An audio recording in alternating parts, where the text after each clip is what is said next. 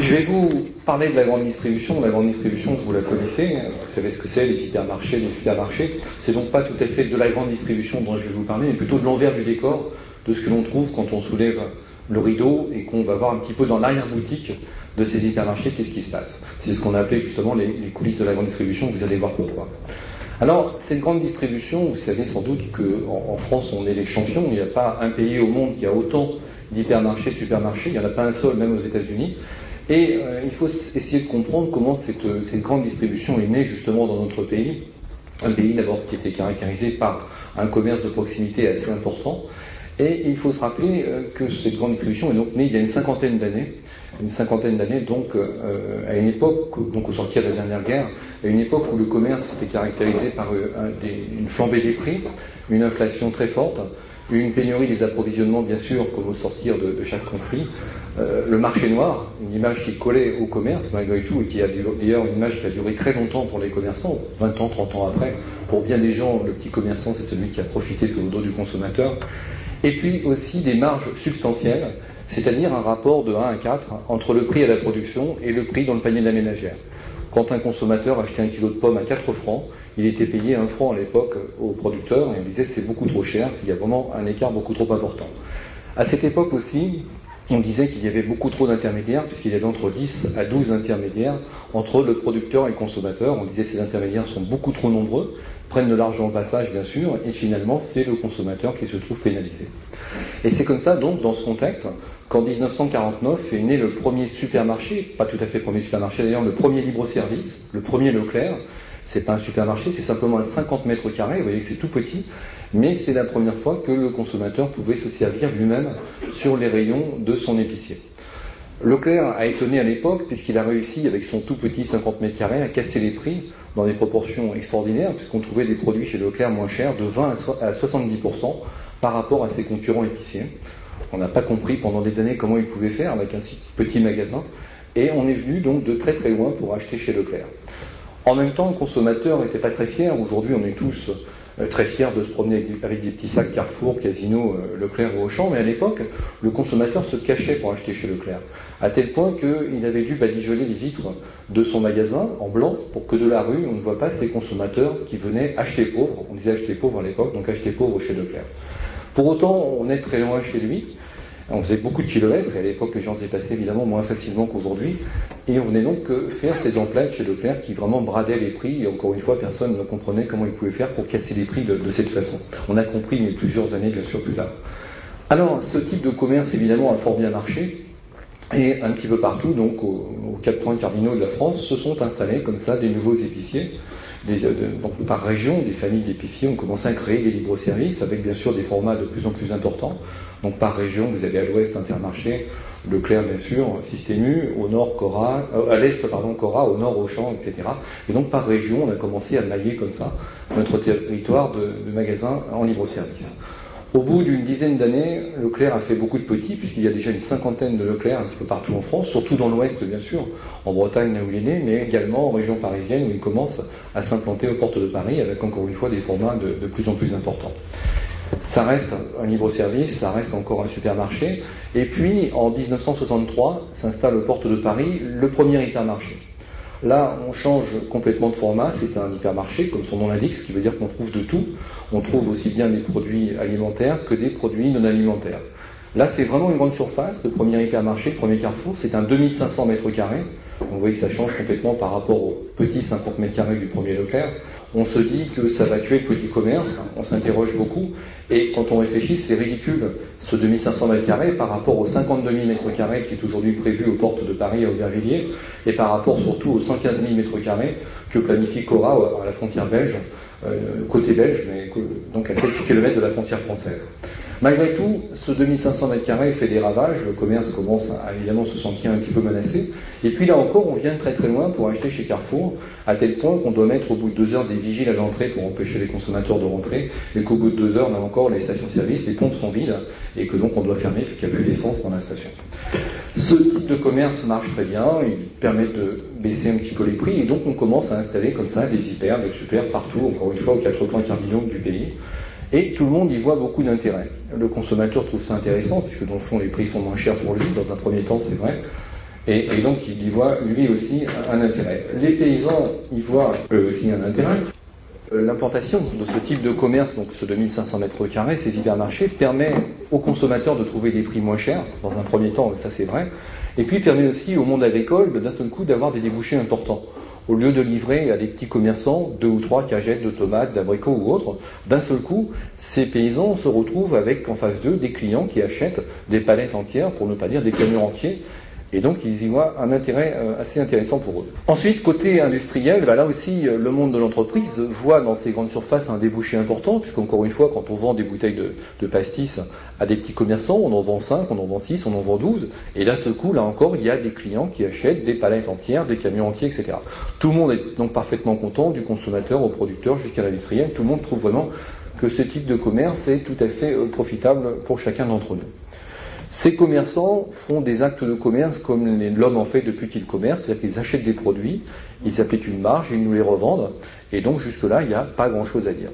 Ça veut dire qu'ils jouent beaucoup, bien sûr, sur les quantités, ils essayent d'obtenir des rabais très importants auprès de leurs fournisseurs, ces rabais, ils nous les répercutent à nous, consommateurs, et donc sur la masse, sur le volume, ils se rattrapent en faisant, bien sûr, des bénéfices confortables par rapport au volume concerné.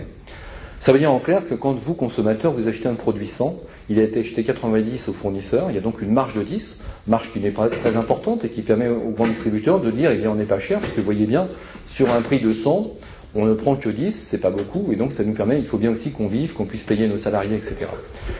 Et jusque-là, je veux dire, c'est vrai que cette grande distribution, dans un premier temps, n'a pas été très chère.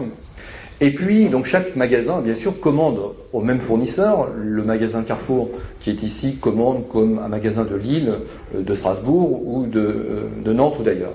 Et chacun essaye, par les volumes de commandes, d'obtenir des réductions importantes et donc essaye d'avoir des prix toujours plus bas. Et puis, à un moment donné, ils se disent, mais quand même, c'est un peu dommage. Nous sommes nombreux à exercer sous les mêmes enseignes, nous sommes nombreux Intermarché, nombreux Carrefour, nombreux Leclerc, et si on s'y prenait bien, on pourrait peut-être non pas passer chacun d'entre nous des commandes, mais regrouper nos commandes, et puis obtenir bien sûr des conditions encore plus avantageuses.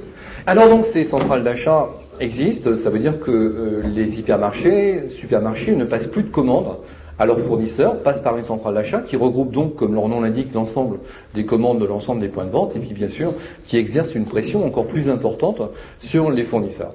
Ça veut dire qu'ils obtiennent des rabais plus importants, ces rabais, ils nous les répercutent partiellement, et donc le consommateur est tout à fait content, s'en sort bien, voit les prix baisser, ça encore une fois c'est dans les années 65-70, se trouve tout à fait satisfait de ces hypermarchés, supermarchés qui sont bien sûr les meilleurs amis de la ménagère, de la veuve et de l'orphelin. Et puis, très vite, ces centrales d'achat se disent, mais dans le fond, on obtient des conditions intéressantes, on fait de très très jolis bénéfices, mais si on s'y prenait bien, peut-être pourrions-nous avoir encore des avantages un petit peu plus importants. Et ils se disent, dans le fond, on va aller voir chacun de nos fournisseurs et leur dire, voilà, l'année dernière, on a beaucoup travaillé avec vous, on a fait beaucoup d'affaires ensemble, et on va vous demander un petit quelque chose, un petit 1%, 2% du volume des affaires qu'on a fait ensemble l'année précédente. Donc au mois de mars, avril, on regarde, on dit voilà, ensemble, on a fait tant de millions de chiffres d'affaires, eh bien vous me devez 2% du volume de ces affaires faites ensemble, et comme on va rester très bons amis grâce à ce chèque que vous allez me faire, eh bien l'année prochaine, je vais vous commander encore plus, et puis l'année suivante, encore beaucoup plus. Ça s'appelle donc une marge arrière. Si je reprends mon exemple, vous achetez un produit 100, il a été acheté 90 au fournisseur, il y a donc une marge de 10, et puis en arrière, on vient réclamer 2% au fournisseur, ce qui veut dire qu'en vérité, on n'a pas acheté 90, mais 88, comme vous l'avez compris. Alors ça marche bien, au début, les fournisseurs toussent un petit peu, ronchonnent, et puis se disent finalement, quand même, cette grande distribution est en train de se développer. Elle prend d'ampleur un peu partout, et si je suis sympa avec elle, peut-être que l'année prochaine, elle pensera encore davantage à moi, me commandera beaucoup plus, et donc mon volume d'affaires va encore croître et embellir, et donc bien sûr mon entreprise prospérer comme je l'attends. Et puis la grande distribution se dit dans le fond, on a quand même une situation de, pas de monopole, on dit d'oligopole, mais en tout cas qui commence à prendre sa place sur le paysage commercial, et peut-être qu'on pourrait demander un petit peu de sous à nos fournisseurs, et l'idée a été de demander un droit d'entrée pour faire figurer un produit sur les rayons des hypermarchés. Dans le bouquin, j'ai pris un exemple de quelqu'un qui fabrique des tablettes de chocolat, qui produit des tablettes de chocolat et qui a dans sa gamme 5 variétés de tablettes de chocolat. Vous avez du chocolat noir, chocolat blanc, chocolat au lait, chocolat aux noisettes, chocolat aux amandes, si vous voulez, pour l'exemple. Et on va dire aussi que ce chocolat est le meilleur, c'est-à-dire qu'il a été primé dans tous les concours, il a toutes les médailles d'or possibles, tous les goûteurs l'apprécient et disent qu'il n'y a pas meilleur que ce chocolat. Et pour autant, eh bien nous, on n'y a pas accès puisqu'il n'est pas dans les rayons de nos hypermarchés préférés. Il n'est pas sur les rayons de nos hypermarchés préférés pour une raison simple, c'est qu'il n'a pas été référencé. Référencé, ça veut dire que quand un chef de rayon décide de passer une commande et décide de mettre du chocolat sur ses rayons, eh bien il faut qu'il y ait une référence sur un listing quelque part qui corresponde à ces fameuses tablettes de chocolat. Où il y a la référence 115 228 qui correspond à ma tablette de chocolat noir et il peut le commander, où il n'y a pas cette référence sur le listing, et bien sûr vous l'avez compris, il n'est pas question de le commander puisque le produit n'existe pas pour le magasin. Alors on suppose qu'on a le meilleur chocolat et donc on va essayer de rentrer dans les réseaux de grande distribution. On va donc prendre un rendez-vous avec la centrale d'achat, proposer le produit, le montrer, le faire goûter une nouvelle fois, bien qu'il soit le meilleur, on le sait, mais quand même, on le fait goûter. On discute du packaging, on discute très vite du prix. Ils sont très durs en affaires, donc on négocie très fermement, mais on finit quand même par s'entendre sur un prix. Et puis, à la fin de la discussion, tout à fait à la fin, on vous dit, voilà, il y a un petit souci quand même, c'est que vous n'êtes pas référencé. Alors on se dit, bah oui, bien sûr, on est d'ailleurs venu pour ça, c'est l'objet du rendez-vous. On vous dit, oui, d'accord, mais attendez, référencé, ça veut dire qu'on va vous demander quand même une petite participation. Or, c'est pas beaucoup, ça va être entre 500 et 1000 francs par variété. J'ai dit que j'en avais 5, noir, blanc, au lait, etc. Donc j'en ai 5, entre 500 et 1000 francs par variété et par supermarché, et entre 3000 à 5000 francs, toujours par variété, et par hypermarché cette fois. Et si j'ai en face de moi un réseau qui a 200 hypermarchés et 1000 supermarchés, je vais devoir donc faire un chèque de 12 millions de francs. 12 millions de francs pour être référencé. On s'entend bien, ça ne veut pas dire qu'ils vont me commander mon chocolat, peut-être oui, peut-être passionnément, peut-être à la folie, peut-être pas du tout, j'en sais rien encore, mais en tout cas, si je veux savoir, c'est le ticket d'entrée, il faut que je fasse un chèque de 12 millions de francs. Si je ne le fais pas, c'est pas grave, d'autres le feront à ma place, et donc mes concurrents pourront vendre à ma place, bien sûr, du chocolat sur les rayons de nos hypermarchés préférés. On va supposer, pour poursuivre un petit peu quand même le débat, qu'on a fait notre chèque de 12 millions de francs, et donc qu'on est référencé. Et là vient le moment des premières commandes, et on va vous dire, voilà, on a des rayons, bien sûr, mais il faut habiller le squelette. Nous, on a le squelette, c'est l'ossature, il faut mettre du muscle dessus, ça veut dire qu'on a les rayons vides de vos produits, et maintenant, il faut que vous mettiez vos tablettes de chocolat. Alors, on vous dit, oui, bien sûr, on a bien compris, si on a fait un chèque de référencement, c'est quand même pour vendre le chocolat, ou alors on ne serait pas très bien. Oui, bien sûr, vous avez bien compris, mais l'idée c'est que vous allez nous livrer maintenant gratuitement l'ensemble de nos points de vente, c'est votre deuxième ticket d'entrée, parce que nous, dans le fond, on n'est pas très sûr qu'il se vende ce chocolat. Vous nous dites qu'il est le meilleur, on le croit, d'autres l'ont dit aussi, mais après tout, est-ce que les consommateurs vont se jeter sur les rayons? On n'est pas très sûr, et pour en être sûr, on vous propose que les premières livraisons soient gratuites. Ça veut dire, nos 200 hyper, 1000 supermarchés, il va falloir livrer comme ça tous nos points de vente, avec vos jolis produits, et si vous n'êtes pas d'accord, c'est un petit peu dommage, parce que le chèque de 12 millions de francs maintenant a été encaissé, c'est un peu dommage, on est trop tard pour revenir en arrière, et donc on vous invite quand même à poursuivre ce partenariat qui nous paraît tout à fait prometteur. Alors donc la première commande, bien sûr, est honorée comme ça gratuitement, et puis ensuite on vous le dit, mais seulement après, qu'il va falloir quand même penser à octroyer des remises sur quantité, et un certain nombre d'autres choses qui vont bien sûr entretenir d'excellentes relations. L'autre chose qu'on va vous dire, c'est que, bien sûr, dans les hypermarchés, vous le savez, il y a rarement des rayons qui sont vides, et donc, avant que vous n'arriviez, il y avait déjà du chocolat, il y avait déjà d'autres produits. Et donc, on va dire, voilà, si on met votre chocolat, vous ne pourrez quand même pas faire des jaloux, donc on ne va pas vous en mettre comme ça des montagnes, mais on va vous proposer le volume que vous entendez. C'est-à-dire, vous voulez combien? 1 mètre, 2 mètres, 3 mètres linéaires par magasin, 4 mètres, comme vous voulez. Dites-nous combien vous en voulez. Mais on va vous vendre, bien sûr, les mètres linéaires. Un mètre linéaire, ça a une valeur, donc vous allez payer pour les mètres linéaires par magasin. Vous savez aussi qu'il y a des rayons, bien sûr, en hypermarché, ça je vous apprends rien, mais il y a aussi ce qu'on appelle des têtes de gondole à l'extrémité de chaque rayon. Une tête de gondole, c'est l'endroit que vous contournez pour passer d'un rayon pour aller à un autre. Et il se trouve que vous comme moi, on est un petit peu curieux en tant que consommateur, mais en tout cas, quand on va dans un hyper ou dans un supermarché, on achète 2 fois plus les produits qui sont en tête de gondole. On met ici un paquet de biscottes, on va le vendre un certain nombre de fois, on le met en tête de gondole, on va le vendre 2 fois plus. C'est comme ça, il n'est pas moins cher, il est parfois plus cher en tête de gondole, mais le consommateur le voit, le contourne et l'achète systématiquement. Alors bien sûr, il y a plus de rayons que de têtes de gondole. Ils avaient bien pensé à un moment donné mettre les rayons dans l'autre sens, mais ils se sont rendus compte que ça ne changerait pas grand-chose. Et donc, ils ont décidé de vendre les têtes de gondole. Alors, la tête de gondole, c'est pas très cher.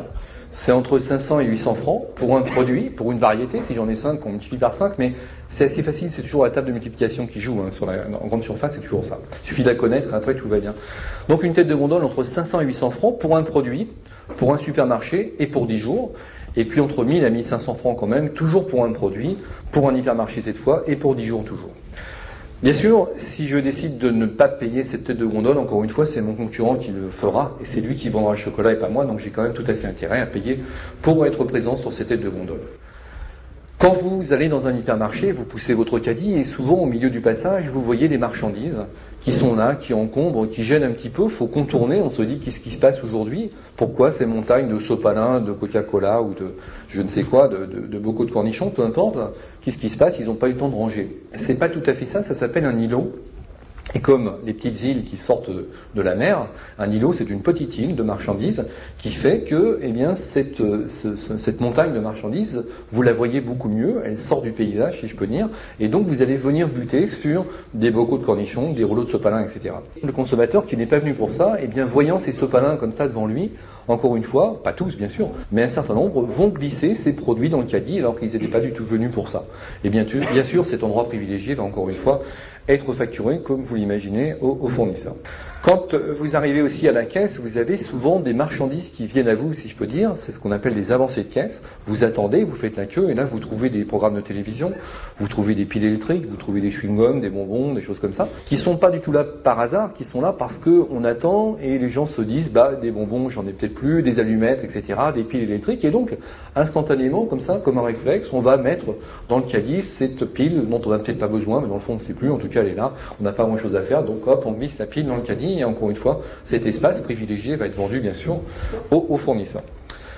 Au-dessus de nos têtes, vous avez, souvent au-dessus de vos têtes, vous avez des gros morceaux de carton fluo, jaune fluo, qui attirent votre attention avec très souvent un prix écrit en très très gros.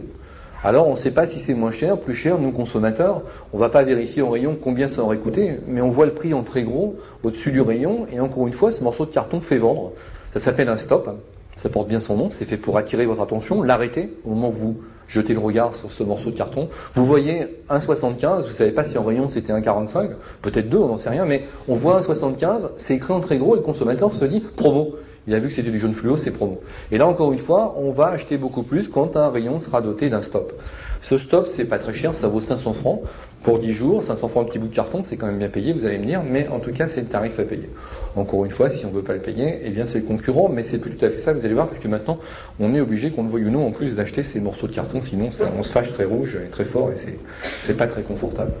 Dans vos boîtes à lettres, je vous apprends rien, tous les jours, vous recevez des publicités, des catalogues, c'est Carrefour, Leclerc, Auchan, Cora, Casino, les autres, qui vraiment vous informent au quotidien, c'est formidable, de tous ces produits que vous connaissez déjà, qui changent pas beaucoup d'ailleurs, mais en tout cas, tous les jours, c'est de la pub et de la pub.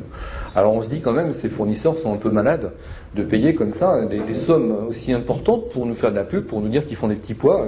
Quand on nous dit que Bonduelle fait du petit pois, ça on le savait déjà, on n'a pas forcément besoin, et que Kleenex fait des mouchoirs en papier, on découvre pas grand-chose, mais pour autant on nous le rappelle tous les 3 jours, pour une raison très simple, c'est que l'hypermarché vend cet espace à son fournisseur et lui impose. Lui demande pas son avis, lui dit voilà, vous allez figurer dans mes catalogues, je vous l'impose, et donc, que vous le vouliez ou non, eh bien vous serez dans mes catalogues et vous allez en payer le prix. Le prix, ça veut dire entre 10 à 15 fois à peu près le prix qu'aurait payé l'annonceur s'il devait payer un espace publicitaire à peu près équivalent. De la même façon, l'hypermarché va aussi demander à ses fournisseurs, il y a quelque temps encore, d'assurer la démonstration. C'est-à-dire qu'on va dire, voilà, vous savez, il y a souvent dans les rayons des jeunes femmes qui vous proposent des échantillons, de goûter un produit, qui vous proposent des bons de réduction, des gadgets, etc. Il faut bien comprendre et savoir que ce personnel, ces gens-là, ne sont pas des salariés des hypermarchés, mais sont payés par des fournisseurs. Et on arrive à avoir comme ça des personnes, des femmes la plupart du temps, en situation extrêmement précaire, qui arrivent quand même à avoir parfois jusqu'à 12 à 15 employeurs par mois, c'est assez étonnant, qui vont le matin vous vendre des produits de charcuterie bretonne, l'après-midi de la lessive, le lendemain autre chose, etc. Donc vraiment des gens parfaitement précarisés et qui bien sûr ne bénéficient jamais des avantages sociaux, entre guillemets, parce qu'il n'y en a pas beaucoup, mais quand même, de la grande distribution, pas plus que des conventions collectives. Il y a mieux maintenant, puisque maintenant on demande aux fournisseurs, on dit voilà, c'est bien sympa, on a reçu vos tablettes de chocolat, elles sont là dans un carton, mais nous, désolé, on n'a personne, donc si vous voulez maintenant qu'elles aillent en rayon, il faudrait peut-être nous envoyer quelqu'un pour les mettre en rayon, parce que sinon, ça reste là dans le carton, mais le consommateur ne va pas les acheter si vous ne faites pas l'effort de les mettre en rayon. De la même façon, pour décharger les camions, vous savez, on dit souvent aux camionneurs qui arrivent, eh bien écoutez, désolé, le camion il est peut-être raqué, là, c'est bien, il est à l'heure, mais nous on n'a personne pour décharger. Ou vous déchargez vous-même votre camion, ou vous repartez, parce que de toute façon on n'a pas de personnel à mettre pour ça. Donc c'est à vous de faire un petit peu d'effort et donc de vider votre camion. Donc j'en suis au 9e cas, je pourrais poursuivre, on a trouvé plus de 548 raisons pour demander comme ça de l'argent aux fournisseurs. Tout ça, ça s'appelle des marges arrière, ce sont des sommes additionnelles qui sont réclamées aux fournisseurs de la grande distribution. Si je reprends mon exemple, quand vous achetez vous un produit 100, il a été acheté 90 avec une marge de 10, c'est pas grand chose, mais la grande distribution vient en arrière demander 2%, pour des remises de fin d'année, puis 2% pour autre chose, puis 3% pour autre chose, et vient comme ça additionner ce qu'on appelle des marges arrière. Ça, c'est un terme pudique pour ne pas parler de racket, parce que c'est un véritable racket qui est exercé sur le monde des fournisseurs de la grande distribution. Alors, ces marges arrière, ça a été inventé, bien sûr, par la grande distribution française, ça n'existe nulle part ailleurs au monde. Il y a partout des grands distributeurs maintenant dans le monde, il y a des marques américaines, hollandaises et autres, mais les seuls qui pratiquent cette pratique des marges arrière, si je peux dire, ce sont les Français, c'est eux, en tout cas, qui sont en train d'imposer ça au monde entier. Ces marges arrière, il y a 10 ans, sont arrivées à un taux de 10%, et on a crié au scandale en disant, voilà, on va pousser les entreprises à mettre la clé sous la porte, c'est une incidence énorme sur l'emploi, c'est une incidence sur le monde agricole, et si l'on continue un tout petit peu, eh bien c'est vraiment des plans sociaux, ce sont des délocalisations, c'est vraiment quelque chose de très grave vis-à-vis de l'emploi, vis-à-vis du monde de l'entreprise et de l'industrie. Et puis, la grande distribution n'a pas tout à fait entendu ce langage, et chaque année a ajouté 2%, 3%, un petit quelque chose. On a inventé toujours des raisons pour réclamer des marges arrière, à tel point d'ailleurs qu'un grand distributeur a dû informatiser ces raisons, puisqu'il n'arrivait plus du tout à s'en sortir pour savoir ce qu'il devait réclamer à ses fournisseurs.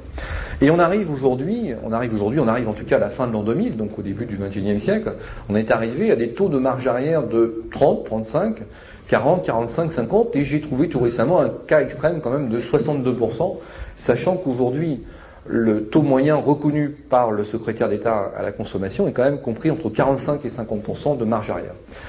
Il faut bien comprendre que ça, c'est donc du racket qui est exercé sur les fournisseurs de cette grande distribution, et que ces marges arrière, mais j'y reviendrai, ne sont jamais répercutées aux consommateurs, puisque la loi Galland interdit de répercuter sur le prix de vente ces marges arrière.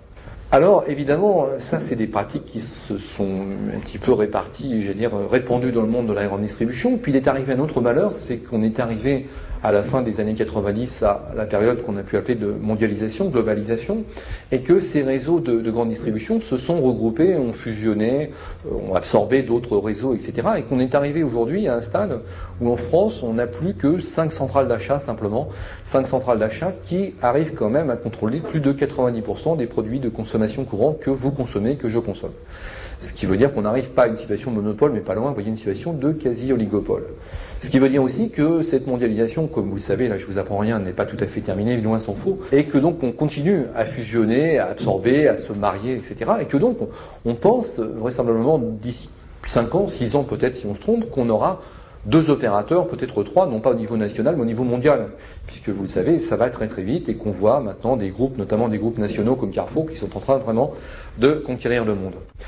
Ces centrales d'achat, bien sûr, ces pratiques se répandent, cela leur donne à ces groupes une puissance de feu extraordinaire, puisque là, elles deviennent vraiment des clients incontournables pour les industriels. Vous avez des entreprises, alors quand je parle industriel, je situe tout de suite, parce qu'on va me dire, faut pas nous faire pleurer sur Nestlé Danone, mais c'est pas de ça dont je parle des entreprises de 20, 30, 40 personnes, ces petites entreprises comme celles qui fabriquent les tablettes de chocolat ou d'autres, et ces gens, parfois, eh bien, ont une seule centrale d'achat qui pèse 75, 80, peut-être 85% de leur chiffre d'affaires.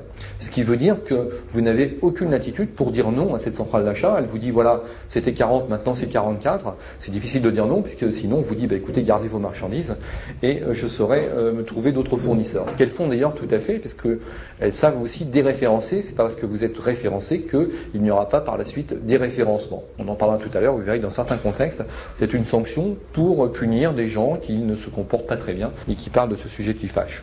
Qui se comportent pas très bien, ça veut dire des gens comme moi par exemple qui parlent de cela, des journalistes, et c'est vraiment pas des choses qui se font, et ça fâche beaucoup la grande distribution. Quand c'est moi, c'est pas grave, il n'y a pas grand chose à déréférencer puisque mon bouquin n'est pas en grande surface, je suis assez tranquille.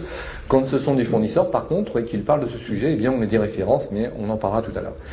Ces marges arrière, ont un impact énorme, et ces pratiques ont un impact énorme. Ça a un impact évidemment sur le monde du commerce, la grande distribution. Alors je passe très vite là-dessus, parce que l'impact sur le monde du commerce, on le connaît tous, on l'a vu, on sait très bien que nos villes, nos villages sont devenus de véritables déserts commerciaux, et c'est pas compliqué à voir, on le voit y compris maintenant dans nos grandes villes.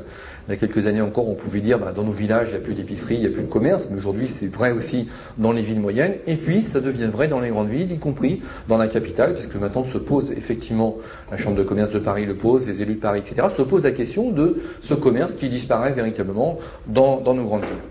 Je ne vais pas vous abreuver de chiffres, et je ne suis pas venu pour ça, même si c'est mon métier, mais rassurez-vous, je n'ai pas non plus, comme vous, de passion particulière pour les chiffres. Je voudrais juste vous dire qu'en 1966, vous le savez sans doute, on était 46 millions de Français, on est aujourd'hui un peu plus de 60 millions. En 66, il y avait 40 000 boulangeries en France, il en reste aujourd'hui 22 000. On avait quand même 50 000 boucheries, il en reste 14 000. On avait 87 000 épiceries, il en reste 13 000. Et on pourrait comme ça décliner et refaire la revue de tous les types de commerces, à part le commerce des fleurs. Tous les commerces aujourd'hui sont en voie de disparition dans notre pays. Avec tout ce que ça comporte. Il y a bien sûr les commerçants qui disparaissent, mais il y a aussi ce lien social qui disparaît, cette vie des villes et des villages. Quand on nous dit insécurité, quand on nous dit les gens se parlent plus, quand on nous dit toutes ces choses-là, on ne nous dit pas, oui, mais les lieux de vie se sont déplacés et il n'y a plus de vie dans nos villages. Ça a un impact donc sur le commerce, et ça a un impact aussi sur le monde agricole. On a beaucoup parlé de la malbouffe, bien sûr, et ça là-dessus je ne vous ferai pas non plus une discussion, vous connaissez aussi bien que moi le sujet, sans malheureusement souvent faire le lien entre cette malbouffe et les raisons de cette malbouffe. Bon, José Bové, la Confédération paysanne, nos amis présents, et bien d'autres ont évoqué et ont expliqué cette malbouffe. Et souvent, les journalistes ont expliqué qu'évidemment, il y avait ce problème sans jamais dire, mais pourquoi en fait? Pourquoi d'un seul coup, des vaches deviennent folles? Pourquoi d'un seul coup, on mange ces cochonneries pour pas dire pire? Évidemment, ces pratiques de la grande distribution, je vous ai dit au début qu'elle est intervenue, arrivée en France à une époque de grande inflation, et qu'on a fini par maîtriser l'inflation, en tout cas partiellement, même si on le sait tous aujourd'hui, les chiffres que donne l'INSEE sont complètement faussés, bien sûr, et complètement manipulés, mais quand même, l'inflation malgré tout est maîtrisée, puisqu'on peut se dire aussi qu'il y a 14 ou 15 ans, les chiffres étaient aussi manipulés, donc l'inflation malgré tout baisse malgré tout. Et donc, cette grande distribution a permis dans un premier temps de maîtriser l'inflation, à éliminer tous les intermédiaires, et aujourd'hui, quand vous achetez un produit, eh bien dans le prix d'un produit, il y a simplement deux masses. Il y a la rémunération de celui qui fabrique ou qui produit, qu'il soit entreprise ou agriculteur, et puis la rémunération de celui qui distribue. Comme celui qui distribue veut la part la plus importante du gâteau, vous imaginez bien que pour celui qui produit, eh bien, il y a de moins en moins. Ça s'applique au monde de l'entreprise, ça s'applique aussi au monde, bien sûr, des paysans. Ce qui veut dire qu'on a encouragé sciemment une agriculture productiviste, intensive, pour bien sûr tirer les prix vers le bas, de façon à pouvoir avoir des marges toujours plus importantes. Cette grande distribution a inventé quelque chose d'assez extraordinaire, c'est le poulet à 10 francs. Vous savez sans doute que c'est en grande surface qu'on a trouvé les premiers poulets à 10 francs le kilo, et le consommateur a trouvé ça formidable, c'est bien moins cher qu'ailleurs, et on s'est dit tous, le poulet c'est moins cher en grande surface. Sauf qu'on a oublié de se dire, mais un poulet c'est quoi dans le fond? Et qu'est-ce que c'est qu'un poulet chez mon paysan, et qu'est-ce que c'est qu'un poulet en grande surface? Ça, personne s'est demandé, on s'est dit un poulet, ça a des ailes, enfin ce qu'il en reste, ça a des pattes, etc. Et ça nous va bien. Et ce qu'on a oublié de voir, c'est comment étaient produits les poulets en grande surface. Vous savez qu'un poulet en grande surface, c'est quand même un poulet d'abord dans la nature, vous le savez sans doute, avant d'arriver à maturité, ça demande quand même 3 mois. Il faut 3 mois avant qu'il arrive dans votre assiette. En grande surface, on a inventé un concept un petit peu différent. Le poulet que vous achetez, c'est 21 jours. C'est un petit peu plus court. Si vous ramenez ça à l'échelle humaine, je sais que des fois ça choque, mais c'est simplement une comparaison, ça veut dire que si on prenait un enfant qui est né ce matin, c'est un petit peu comme si on prenait un enfant qui est né ce matin, et qu'on veuille en faire un David Douillet à l'âge de 6 ou 7 ans. Vous voyez qu'il faut quand même des savants qui s'y prennent un petit peu de façon forcée pour qu'on arrive à la nature, que la nature produise un poulet en 21 jours. On y est arrivé fort bien, et ce sont donc les poulets que vous trouvez en grande surface. Ces volailles, c'est intéressant, puis je pense que vous avez tous dîné, en tout cas le dîner pas pour tout de suite, donc je peux me permettre de faire une petite parenthèse sur la malbouffe, mais vous savez sans doute que quand on rejette nos eaux usées par nos lavabos, par nos égouts, par nos toilettes, pardonnez-moi, ces eaux s'en vont dans des bassins de décantation successifs qui permettent d'apurer l'eau, et puis cette eau, à force de traitement, revient sur nos robinets comme une eau propre évidemment, et elle est propre d'ailleurs, traitée, etc. Cette eau passe donc par des bassins de décantation successifs et à la surface de ces bassins, pardonnez-moi, flottent des boues, ce qu'on appelle des boues de station d'épuration d'eau. Et ces boues, il faut les éliminer. Alors j'en vois qui font la grimace, il y a tout ce que vous imaginez, mais il y a bien pire que ça, puisqu'il y a là-dedans des métaux lourds, du plomb, du mercure, etc. Et c'est bien pire que ce que vous pensez. Et ces boues, il faut en faire quelque chose. Il y a quelques années, on a décidé de les épandre sur la terre en se disant c'est du fertilisant et puis ça va permettre de faire pousser d'excellents légumes, des tomates, des salades, etc. C'est formidable. Et ni vu ni connu, on élimine comme ça nos déchets entre guillemets. Et puis des écologistes ont dit mais attendez, c'est un peu dangereux quand même parce que sous la terre il y a des nappes phréatiques qui sont en train de tout polluer. Encore une fois, il y a du plomb, du mercure, c'est très dangereux. Et donc il serait peut-être temps d'arrêter la plaisanterie, faute de quoi on va polluer toutes nos nappes phréatiques. Alors d'autres ont dit, c'est pas grave, on va créer des incinérateurs, on va faire brûler tout ça, et puis ni vu ni connu, c'est le cas de le dire, ça part en fumée, et comme ça on se débarrasse de ces déchets. Et puis encore une fois, les écologistes, décidément, ils ont dit, attendez, là vous produisez de la dioxine, c'est très cancérigène, il faut peut-être un peu arrêter les frais, faute de quoi, encore une fois, on va tous se retrouver avec des gros soucis de santé. Et puis, alors on se disait, qu'est-ce qu'on va en faire? Et puis, fort heureusement, on arrive à une époque de la mondialisation, et contrairement à ce que dit Beauvais, le monde est une marchandise aujourd'hui, tout se valorise, tout s'achète et tout se vend. Et des gens ont dit, écoutez, laissez-nous donc valoriser ces déchets, donnez-nous des sous, demandez pas trop ce qu'on va en faire, mais on vous en débarrasse. Alors on a payé des gens pour débarrasser de ces bouts de stations d'épuration d'eau. Et puis ces gens peu scrupuleux ont décidé de mélanger ça à l'alimentation animale, l'alimentation des volailles. Et donc ça s'est retrouvé, pas seulement que ça, il y a aussi des céréales, du grain, etc., plein de choses. Et donc ces bouts de stations d'épuration d'eau se sont retrouvés dans l'alimentation des volailles que l'on trouve malheureusement dans nos grandes surfaces préférées. Alors je vous rassure tout de suite, depuis 1999 c'est terminé, Bruxelles nous a épinglés, donc maintenant c'est terminé, il paraît qu'on ne le fait plus. Et ça on veut bien le croire, plus en tout cas pour les volailles. Et il y a aussi une petite anecdote, oui, parce qu'il y a les poissons, on en parlera tout à l'heure. Il y a aussi pour les volailles une petite anecdote dont vous vous rappelez peut-être, c'était au début de l'année 2000, c'était sur France Inter pour ceux qui écoutent, et il y avait un bulletin d'information qui revenait à peu près toutes les demi-heures, où on disait aux gens qui écoutaient, il y a un problème, il y a eu un vol de poules pondeuses dans l'est de la France, c'est du côté de Nancy, et si jamais vous êtes en possession de ces poules pondeuses, surtout ne les consommez pas, et surtout ne donnez pas à consommer à de jeunes enfants, à des enfants en bas âge, ce sont des poules pondeuses. Alors on tendait comme un peu l'oreille en disant mais une poule pondeuse ça fait des œufs, mais entre la poule et l'œuf on croyait que, il y en a certains qui le pensaient, et on se disait si on mange l'œuf on devrait pouvoir manger la poule quand même. Bon. Mais non, on nous disait aussi attention, ces poules sont nourries avec des déchets industriels, des déchets hospitaliers, donc surtout ne nourrissez pas des enfants en bas âge. Vous les ramenez, vous les relâchez où vous voulez, mais voilà. Donc mangez bien le petit œuf à la coque avec sa petite date du jour, vous savez le petit tampon qui vous dit il a été ramassé hier soir ou ce matin, mais les œufs, mais la poule non surtout pas, il faut pas. Ça je sais pas ce qu'elles sont devenues, et en tout cas pour l'instant on m'a pas dit que ça s'arrêtait. Et bien sûr il y a bien pire, puisque on nous a parlé des vaches folles, et c'est vrai que la vache folle, une vache folle ça se voit, je sais pas si certains d'entre vous en ont vu, mais en tout cas c'est assez spectaculaire, donc on peut pas trop les louper quand il y en a une dans un champ. Ce qu'on nous dit un peu moins, c'est qu'un turbo, un saumon, une dorade, etc., tous ces poissons d'élevage qu'on élève dans les conditions que l'on connaît, ou qu'on ne connaît pas d'ailleurs, là, pour voir un saumon fou, c'est un peu plus compliqué, il n'y a pas grand monde pour repérer, donc effectivement, quand il arrive dans votre assiette, il n'y a pas grand monde pour vous le dire. Ce qui veut dire quand même qu'on en plaisante, mais nos amis paysans, des vrais en tout cas, se disent que si on n'arrête pas tout ça, c'est un vrai Tchernobyl alimentaire qu'on est en train de se préparer, et notamment bien sûr avec les OGM, mais je crois qu'il y a des gens qui sont ici mieux placés que moi pour en parler, mais je crois que c'est vraiment quelque chose de tout à fait considérable. Et encore une fois, OGM, pourquoi? Eh bien tout simplement pour des bénéfices encore plus importants, pour des bénéfices au profit de ces transnationales, très peu nombreuses et de moins en moins nombreuses bien sûr, qui vont se partager ces super bénéfices. Je passe vite sur le monde agricole, mais vous imaginez bien que tout ça, ça a une incidence bien entendu sur la santé, sur bien d'autres éléments, et que tout ça n'est pas une fatalité, et que si les gens ne voulaient pas comme ça des super bénéfices sur les produits qu'ils nous vendent, on pourrait tous manger sain, bio, etc. Mais ça aussi, on va y revenir tout à l'heure. Un petit impact aussi sur le monde de l'entreprise, puisque évidemment, alors l'entreprise, bien sûr, c'est pas toujours de bon ton de parler d'entreprise dans certains milieux, mais derrière l'entreprise, il y a aussi des hommes, des femmes, des gens qui travaillent, il y a aussi des jeunes qui comptent sur les entreprises pour leur avenir. Et aujourd'hui, eh bien, on le voit, l'entreprise est complètement menacée en France. Pas seulement par ces pratiques, ce sont des pratiques mondialisées, donc je veux dire, la grande distribution est un des acteurs, des éléments de la mondialisation, mais il n'empêche qu'à partir du moment où 90% des produits de consommation courante passent par cette grande distribution, vous imaginez bien que ça a quand même quelques impacts sur le monde de l'entreprise. Quand on réclame des taux de 35, 40, 45 ou 50, en tout cas 45 à 50 en moyenne de marge arrière, il est évident qu'il y a de moins en moins de place pour l'humain, de moins en moins de place pour les gens qui travaillent dans les entreprises. Ça veut dire quoi? Ça veut dire qu'on va pousser au désinvestissement, ça veut dire qu'on va pousser aux délocalisations, ça veut dire qu'on va faire en sorte que la part, puisque dans le fond, la matière première, on a déjà tiré les prix au maximum, le seul élément variable dans un prix, c'est la masse salariale, c'est la main-d'œuvre, c'est ce qu'on appelle les charges sociales. Et donc, l'idée, elle est simple, c'est de dire aujourd'hui, ben voilà, le marché est mondial, hein, c'est un village mondial, donc il faut aller produire là où la vie est moins chère, là où les pays sont socialement moins disants. Alors, on peut le comprendre, et puis si on peut le comprendre quand un grand distributeur vous dit voilà, ou vous produisez moins cher ou j'achète plus, et puis si vous refusez de le comprendre, eh bien on vous l'impose.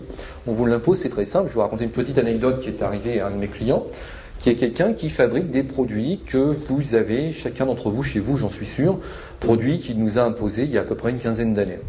Un produit génial auquel personne n'avait pensé, et puis cet homme a dessiné un jour un prototype, est allé le proposer aux centrales d'achat, qui ont dit mais c'est fou ce truc, personne n'avait pensé, allez-y produisez, et nous on achète tout ce que vous allez produire. Et on est certain d'ailleurs que vous n'arriverez jamais à produire tout ce qu'on va vendre, parce que ce produit est génial, et vraiment c'est un marché complètement émergent. Je vous dis pas volontairement ce que c'est, et c'est pas par cachotterie, mais tout simplement pour une raison simple, c'est que si je vous disais le nom, et cette personne, l'entreprise serait immédiatement déréférencée, donc serait appelée à disparaître, mais j'illustrerai tout à l'heure le propos, j'expliquerai tout à l'heure ce que c'est que le déréférencement. Cette entreprise donc est née donc en région parisienne il y a une quinzaine d'années, avec 5-6 salariés. Très vite on est passé à 10, puis à 20, puis à 30, puis 50. Et puis les centrales d'achat ont toutes référencé ce produit, l'ont distribué dans des conditions vraiment optimum. Donc on est très vite passé à une centaine de salariés, et puis on est arrivé il y a quelques années à pas loin de 200 salariés, ce qui pour une création est quand même pas si mal, avec des gens fort bien traités, bien payés, des cadres, etc. Enfin vraiment une petite boîte, une belle PME française qui va bien. Donc je vous l'ai dit, des ateliers en région parisienne, et puis 2 usines en province qui, ma foi, avaient créé de l'emploi localement, ce qui ne déplaisait pas forcément aux gens qui vivaient dans la région. Et puis, un beau jour, le chef d'entreprise s'est rendu compte que ces produits qui avaient la cote auprès des consommateurs étaient moins commandés par les centrales d'achat. Et il y avait bizarrement des commandes qui baissaient, et donc il a décidé de prendre rendez-vous avec les centrales et dire bah voilà, qu'est-ce qui se passe? Est-ce que j'ai pas su évoluer? Est-ce que le produit va plus? Est-ce qu'il plaît plus? Pourtant on me dit que ça va bien. On a dit non, pas du tout, il y a un petit problème, cher ami, c'est que vous êtes quand même un peu cher et qu'on aimerait que vous baissiez vos prix, votre produit va bien mais vous êtes trop cher. Alors il a commencé à revoir ses prix de fabrication, ses prix de revient. Bon, on fait appel dans ce cas-là aux professionnels, à l'expert comptable, c'est comme ça que j'interviens. On commence à revoir les prix de revient, on tire un petit peu les prix, ça veut dire, il faut être très clair que là où il y avait des hommes, on commence à envisager les machines, ça veut dire aussi très clairement que là où il y avait des contrats à durée déterminée, les gens ne sont pas forcément renouvelés, ça veut dire aussi que là où il y avait des gens qui étaient sur le point de prendre leur retraite, eh bien, ils ne seront pas forcément renouvelés, c'est tout à fait la démarche dans laquelle nous sommes du néolibéralisme, comme on le connaît, tout à fait déshumanisé. Le chef, malgré tout, l'entreprise, qui est quelqu'un un petit peu, j'allais dire, de la vieille école, et qui mesure son succès à son nombre de salariés, et qui dit, quand on lui demande comment ça va, il dit, bah, ça va bien, j'ai 200 salariés, n'avait pas du tout l'intention de réduire ses effectifs et son entreprise, et donc a décidé de baisser, de faire tout ce qu'il pouvait pour tirer ses prix, tout en essayant de limiter la casse, et donc de maintenir ses effectifs et le personnel qu'il avait donc accompagné depuis le début de la création de l'entreprise. Il a baissé comme ça ses prix un petit peu, et au lieu de vendre 80, il a réussi à descendre son prix à 77, ce qui a donné tout à fait satisfaction aux centrales d'achat. Satisfaction, mais pas très longtemps, puisque quelques semaines plus tard, ils sont revenus à la charge en disant voilà, vous êtes très bien comporté, vous avez réussi à baisser votre prix, mais on est certain que si vous faisiez un petit effort encore, vous pourriez peut-être non plus nous accorder 77, mais qui sait, 74, 73, peut-être 72, et si vous prenez bien, peut-être un peu moins encore. Alors là, il a dit pas question, parce que là, on a fait vraiment du bon boulot, on a tiré nos prix, on ne peut pas descendre plus bas. Plus bas, ça veut dire mettre en péril l'existence de l'entreprise. Et on lui dit, mais attendez, vous êtes pas bien ou quoi? Vous savez très bien qu'aujourd'hui, c'est la mondialisation, c'est la globalisation, il y a des pays où la vie est moins chère, et que si vous étiez un petit peu futé, eh bien vous iriez produire dans ces pays moins chers, évidemment, que nous, par ailleurs, eh bien, nous sommes en train de grandir, et grandir sacrément, ça veut dire qu'on est en train de s'implanter dans le monde entier, de conquérir la planète, c'est pas une façon de le dire, c'est vrai, et que donc on pourrait vous offrir non seulement les débouchés sur le territoire français, ce qui est déjà pas mal, grâce à nous vous avez quand même bien prospéré, mais en plus, vos produits, on va les vendre en Allemagne, en Italie, en Angleterre, en Mexique, au Brésil, partout sur la planète, et vous voyez un peu les débouchés qu'on peut vous apporter si vous faites l'effort de bien vouloir comprendre un petit peu quand même nos difficultés, entre guillemets. Alors le chef d'entreprise a refusé, et puis du jour au lendemain, eh bien les commandes ont disparu.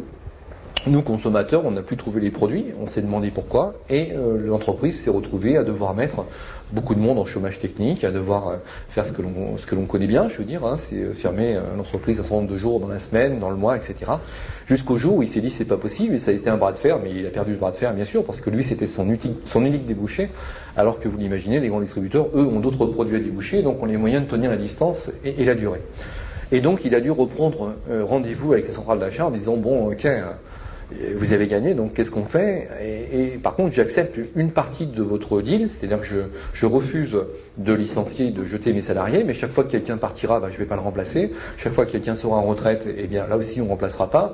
Les gens en durée déterminée, on ne remplacera plus. Et puis petit à petit, on va commencer à sous-traiter un petit peu dans des pays où la vie est moins chère. Pays où la vie est moins chère, c'est très simple. Vous savez qu'en France, une heure de travail avec ce qu'on appelle ces charges sociales, donc l'ensemble des prestations sociales comprises, ça coûte environ 20 €. Si on traduit en dollars, pour faire simple, en considérant qu'un dollar est égal à 1 euro, c'est environ 20 $ ou 20 € pour une heure de travail. Quand on va aux Philippines, c'est pas 20 mais c'est 6, mais c'est pas pour une heure, c'est pour une journée de travail. Et puis quand on va en Thaïlande ou en Chine, cette fois c'est plus 6, c'est 3, mais c'est pour une journée de travail qui commence à 8 h du matin, qui se termine à 2 h du matin. Donc évidemment, il n'y a pas photo, si vous me permettez l'expression, et donc il est évident qu'il y a des pays moins 10 ans socialement. Et donc l'entreprise a commencé comme ça à sous-traiter 5% en Thaïlande en se disant, bon 5% c'est pas grand-chose. Et puis évidemment est arrivé ce qui devait arriver, on est passé à 10, vous l'avez compris, puis à 15, puis à 20, puis à 30, puis un jour on est arrivé à 50-50.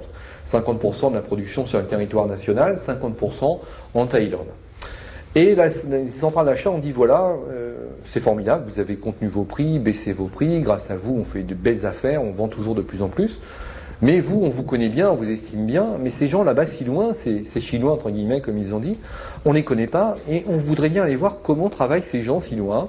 On voudrait voir comment ça se passe, comment sont les ateliers, est-ce que les gens sont aussi assidus au travail qu'on nous le dit, est-ce qu'on est sûr que c'est fiable, est-ce qu'on est sûr aussi qu'ils pourront supporter une pression, une charge encore plus importante de commandes, puisque nous on va ouvrir maintenant les marchés mondiaux, et donc on voudrait aller avec vous, que vous nous organisiez un petit voyage en Thaïlande, comme ça, pas très longtemps, 3-4 jours, pour voir un peu comment ça se passe.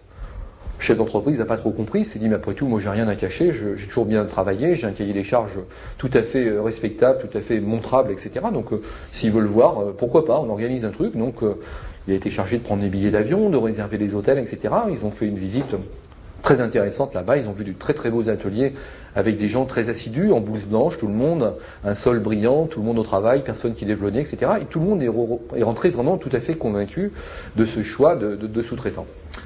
Et puis, les hypermarchés ont donc trouvé ça formidable, ont débouché le champagne et ont dit vraiment, vous êtes un type bien, vous avez su comprendre l'évolution de l'économie, etc. Bon bref, le discours que vous connaissez bien, mais Raffarin le fait mieux que moi, donc vous connaissez à peu près le discours. Et au bout de quelques temps, mais quand je dis quelques temps, c'est pas longtemps, c'est quelques jours, les centrales d'achat ont décidé qu'elles avaient encore un petit quelque chose à voir qu'elles avaient oublié, bizarrement, d'observer comme ça en Thaïlande. Et elles ont décidé de rappeler les sous-traitants thaïlandais en oubliant juste un petit truc, c'est de prévenir le chef d'entreprise français. Et ils sont retournés en Thaïlande, en cette fois tenant un langage tout à fait différent, en disant voilà, il y a un petit problème entre vous et nous, il y a un Français, ce Français il sert à rien aujourd'hui. Vous fabriquez, nous on vend, et si vous en êtes d'accord, on traite en direct, on vous achète quelques centimes plus cher chaque produit, mais comme vous en faites beaucoup, ça fait beaucoup d'argent, et puis nous, ça va nous permettre de baisser aussi de quelques centimes, ce qui va permettre d'en vendre encore beaucoup plus aux consommateurs, et donc bien sûr, c'est un marché gagnant-gagnant, comme il est coutume de dire dans ce monde-là. Les Thaïlandais ont refusé dans un premier temps en disant mais non, si on existe, c'est quand même grâce à ce petit Français qui nous a permis de développer nos affaires, il n'est pas question de lui jouer ce tour. Mais les centrales d'achat, fleurons de notre économie nationale, ont su faire comprendre que de toute façon, des gens qui ont faim sur la planète, il y en a quand même pas mal, des sous-traitants potentiels sur un produit qui finalement ne fait pas appel à une technologie très compliquée. Il y a beaucoup de gens qui sauraient les fabriquer, et que donc s'ils ne jouaient pas ce jeu, finalement, non seulement le français avait perdu, mais eux avec, qui serait donc de bon ton de les accompagner dans cette démarche. C'est donc ce qui s'est passé, et aujourd'hui notre entreprise essaye de redémarrer sur ce qu'on appelle un marché de niche, vous savez, c'est la mode de dire ça, et à un peu moins de 10 salariés, et essaye de se récupérer avec toutes les difficultés que vous imaginez. C'est pas comme ça un cas anecdotique, je veux dire, pour faire le malin sur scène, mais c'est simplement pour vous dire que ça, dans les entreprises, on le vit tous les jours. Alors on nous parle Metal Europe, on nous parle Alstom, on nous parle des plus grosses, parce que ça c'est spectaculaire, puis la télé c'est bien, mais sans nous dire que il y a des dizaines et des dizaines et des centaines et des milliers d'entreprises qui chaque jour disparaissent. Quand Alstom disparaît, il y a aussi beaucoup de sous-traitants dans le giron qui bien sûr vont être aspirés par le bas, mais ça évidemment on nous le dit pas forcément. Tout ceci aussi, quand on parle délocalisation, quand on parle de destruction d'emplois, c'est pas tout à fait une fatalité. Je veux dire, si ça se produit, alors bien sûr que c'est une logique néolibérale, bien sûr que le capitalisme débridé nous amène à ça, mais il faut savoir qu'il y a aussi une pression de ce monde de la grande distribution qui veut des prix toujours plus bas et qui donc impose, pour elle en tout cas, pas pour nous, et qui donc impose des conditions de production toujours plus basses et toujours à des conditions inférieures. Deuxième misère pour le monde de l'entreprise, parce qu'il ne suffisait pas, la grande distribution a inventé un concept qui s'appelle les MDD, vous avez certainement entendu parler, MDD, les 3 lettres, ce qui veut dire marque de distributeur. Vous avez sans doute remarqué que quand vous allez en hypermarché, les produits qui tombent sous votre main, comme par hasard, toujours à portée de vos mains, toujours à portée de vos yeux, ce sont toujours des produits aux couleurs du distributeur. Vous allez chez Leclerc, mais ce sera des produits Leclerc, vous allez chez Carrefour, ce sera des produits Carrefour, etc. Et que si vous voulez des chips, vous verrez que les chips, ça sera des produits aux couleurs du distributeur. Si vous voulez une marque connue, Flodor ou une autre, peut-être pas Flodor, j'ai l'impression, parce que bon, mais en tout cas, une autre marque, eh bien, vous verrez que vous devrez faire un effort, de vous pencher très bas, de vous lever sur la pointe des pieds très haut, mais en tout cas, de faire un effort pour attraper un produit qui est autre chose qu'une marque de distributeur. L'idée, c'est quoi? C'est de dire aux fournisseurs, voilà, vous êtes bien gentils, vous nous vendez vos produits, on les aime bien, mais on va vous demander encore plus de produits. Vous allez nous vendre les mêmes conditions, mêmes produits que vous allez mettre dans nos emballages cette fois. Dans nos emballages, à nos couleurs, mais comme votre chocolat est excellent, le consommateur va l'apprécier aussi, même s'il y a marqué Leclerc, Carrefour, Auchan ou Intermarché. Mais comme vous n'aurez pas d'effort pour défendre vos marques, pour soutenir vos marques, pour les entretenir, pour faire de la publicité et autres, vous allez bien sûr nous les vendre beaucoup moins cher. Et nous, on les vendra un petit peu moins cher aux consommateurs. Donc, on va encore gagner beaucoup plus de sous puisque nos marges seront encore plus importantes sur ces produits. Et l'idée est toute simple, c'est de faire en sorte que de 20% de marques de distributeurs qui sont aujourd'hui sous vos yeux dans les hypermarchés, supermarchés, on arrive à 40% de produits qui sont aux couleurs de nos hypermarchés, supermarchés préférés. Ce qui veut dire, encore une fois, une pression accrue, bien sûr, sur le monde de l'entreprise, sans prendre conscience que derrière l'entreprise, encore une fois, il y a des femmes, il y a des hommes, et il y a des gens qui essayent d'assurer leur avenir dans des conditions de plus en plus précaires. Ces petites marques de distributeurs sympathiques, ça représente quand même 30 milliards d'euros, ce qui veut dire quand même 200 milliards de francs. Vous voyez que c'est pas tout à fait négligeable, et que ça représente aussi des conditions de bénéfices et de surbénéfices très importants pour nos grands distributeurs préférés. Cette grande distribution, et je vais aller vite, je vous l'ai dit, donc un impact sur le commerce, un impact sur l'artisanat, l'agriculture, l'industrie, a aussi un impact sur l'environnement. Greenpeace est là, est représenté, donc je pense que tout à l'heure ils font certainement une intervention, donc je ne m'étends pas trop là-dessus, mais c'est sûr que la grande distribution a amené le suremballage, bien entendu. Parce que vous êtes en libre service, il y a un risque d'abîmer le produit, il y a un risque aussi, il faut être très clair, de vol, etc. Donc quand on vous vend une petite cassette audio qui fait 8 cm, eh bien on met un gros emballage de 40 cm, bien épais, bien gros, de façon à ce que personne ne soit tenté de glisser ça dans la poche. Quand on vous vend des pommes ou des tomates, eh bien on met des barquettes en polystyrène, on met du film, on met des protections, de façon à ce que quand vous achetez vos tomates, elles aient à peu près un aspect quand même acceptable, et donc on protège, on surprotège, on emballe, on suremballe. Je dois vous avouer une chose, je suis pas très fier de ça, mais à l'époque j'étais un peu naïf, un peu jeune. Mon premier emploi a été un emploi dans la grande distribution, pas longtemps, un mois, mais quand même. L'époque où j'étais étudiant, et à l'époque, c'était une époque encore où on rachetait, vous en rappelez sans doute, les verres vides. Et pendant donc un mois d'été, eh bien moi je rachetais des bouteilles vides, des bouteilles d'Évian, de Coca, de tout ce que vous savez, donc Perrier et autres. Et la grande distribution, à l'époque, mais pas longtemps, payer des gens comme moi, parce que moi je remplaçais quand même quelqu'un dont c'était le poste fixe toute l'année, quelqu'un donc qui toute l'année rachetait des bouteilles de Perrier, de Badois ou de vin. Et très vite, les grands distributeurs se sont dit, on va quand même pas payer des gens pour acheter des verres vides et racheter des verres recyclés, c'est stupide, ça nous coûte de l'argent et nous ça nous intéresse pas. Et donc il a imposé le verre perdu, l'emballage perdu.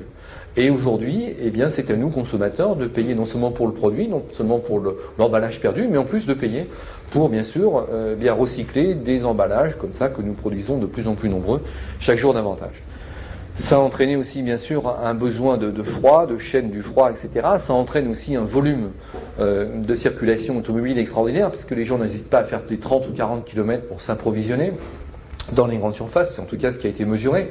Et quand la Chambre de commerce de Paris a fait une étude d'impact pour savoir ce qu'il en serait de l'implantation d'un carrefour à Aubervilliers, le fameux 52 000 m², dans une commune communiste, mais ça c'est entre parenthèses, Eh bien, c'est assez marrant, c'est amusant parce que c'est qu'il n'y a pas plus symbole de l'ultracapitalisme que la grande distribution, et c'est assez étonnant de voir que c'est dans les communes de gauche qu'on trouve le meilleur débouché pour ces hypermarchés. Enfin, ça c'est un petit détail, mais je pense qu'on sera amené à revenir aussi.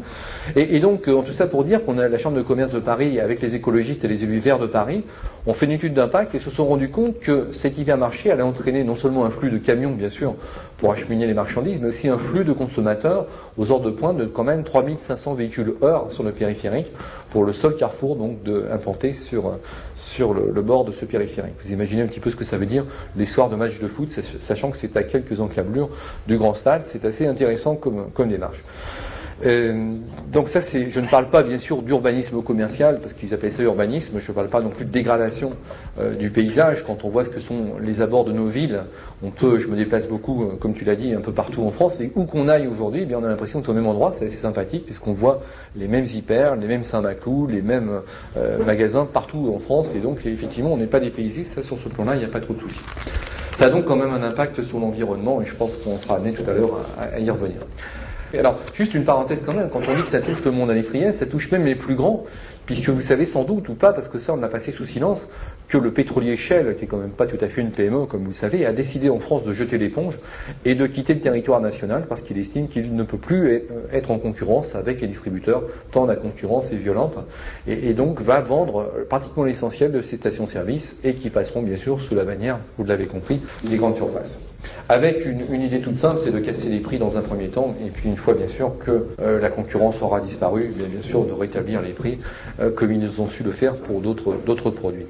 Tout à l'heure, je t'ai parlé d'industrie, on parlait de pays où la vie est moins chère socialement et moins disant. Il faut quand même que j'illustre un tout petit peu, enfin vous avez tous, j'imagine, en tête ou pas, en tout cas les chiffres du collectif de l'éthique sur l'étiquette, qui a fait une étude, vous le savez sans doute, pour essayer de comprendre comment se décompose le prix d'une paire de chaussures, d'une paire de Nike. Vous savez, ces paires de chaussures qui affectionnent particulièrement les jeunes.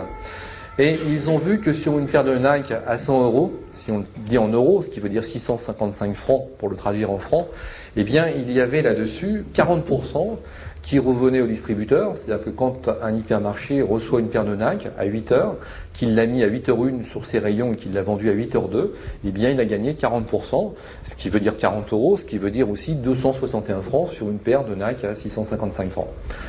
Alors, la deuxième question, c'est combien revient là-dessus aux salariés et à ceux qui ont dû travailler pour faire ces paires de chaussures.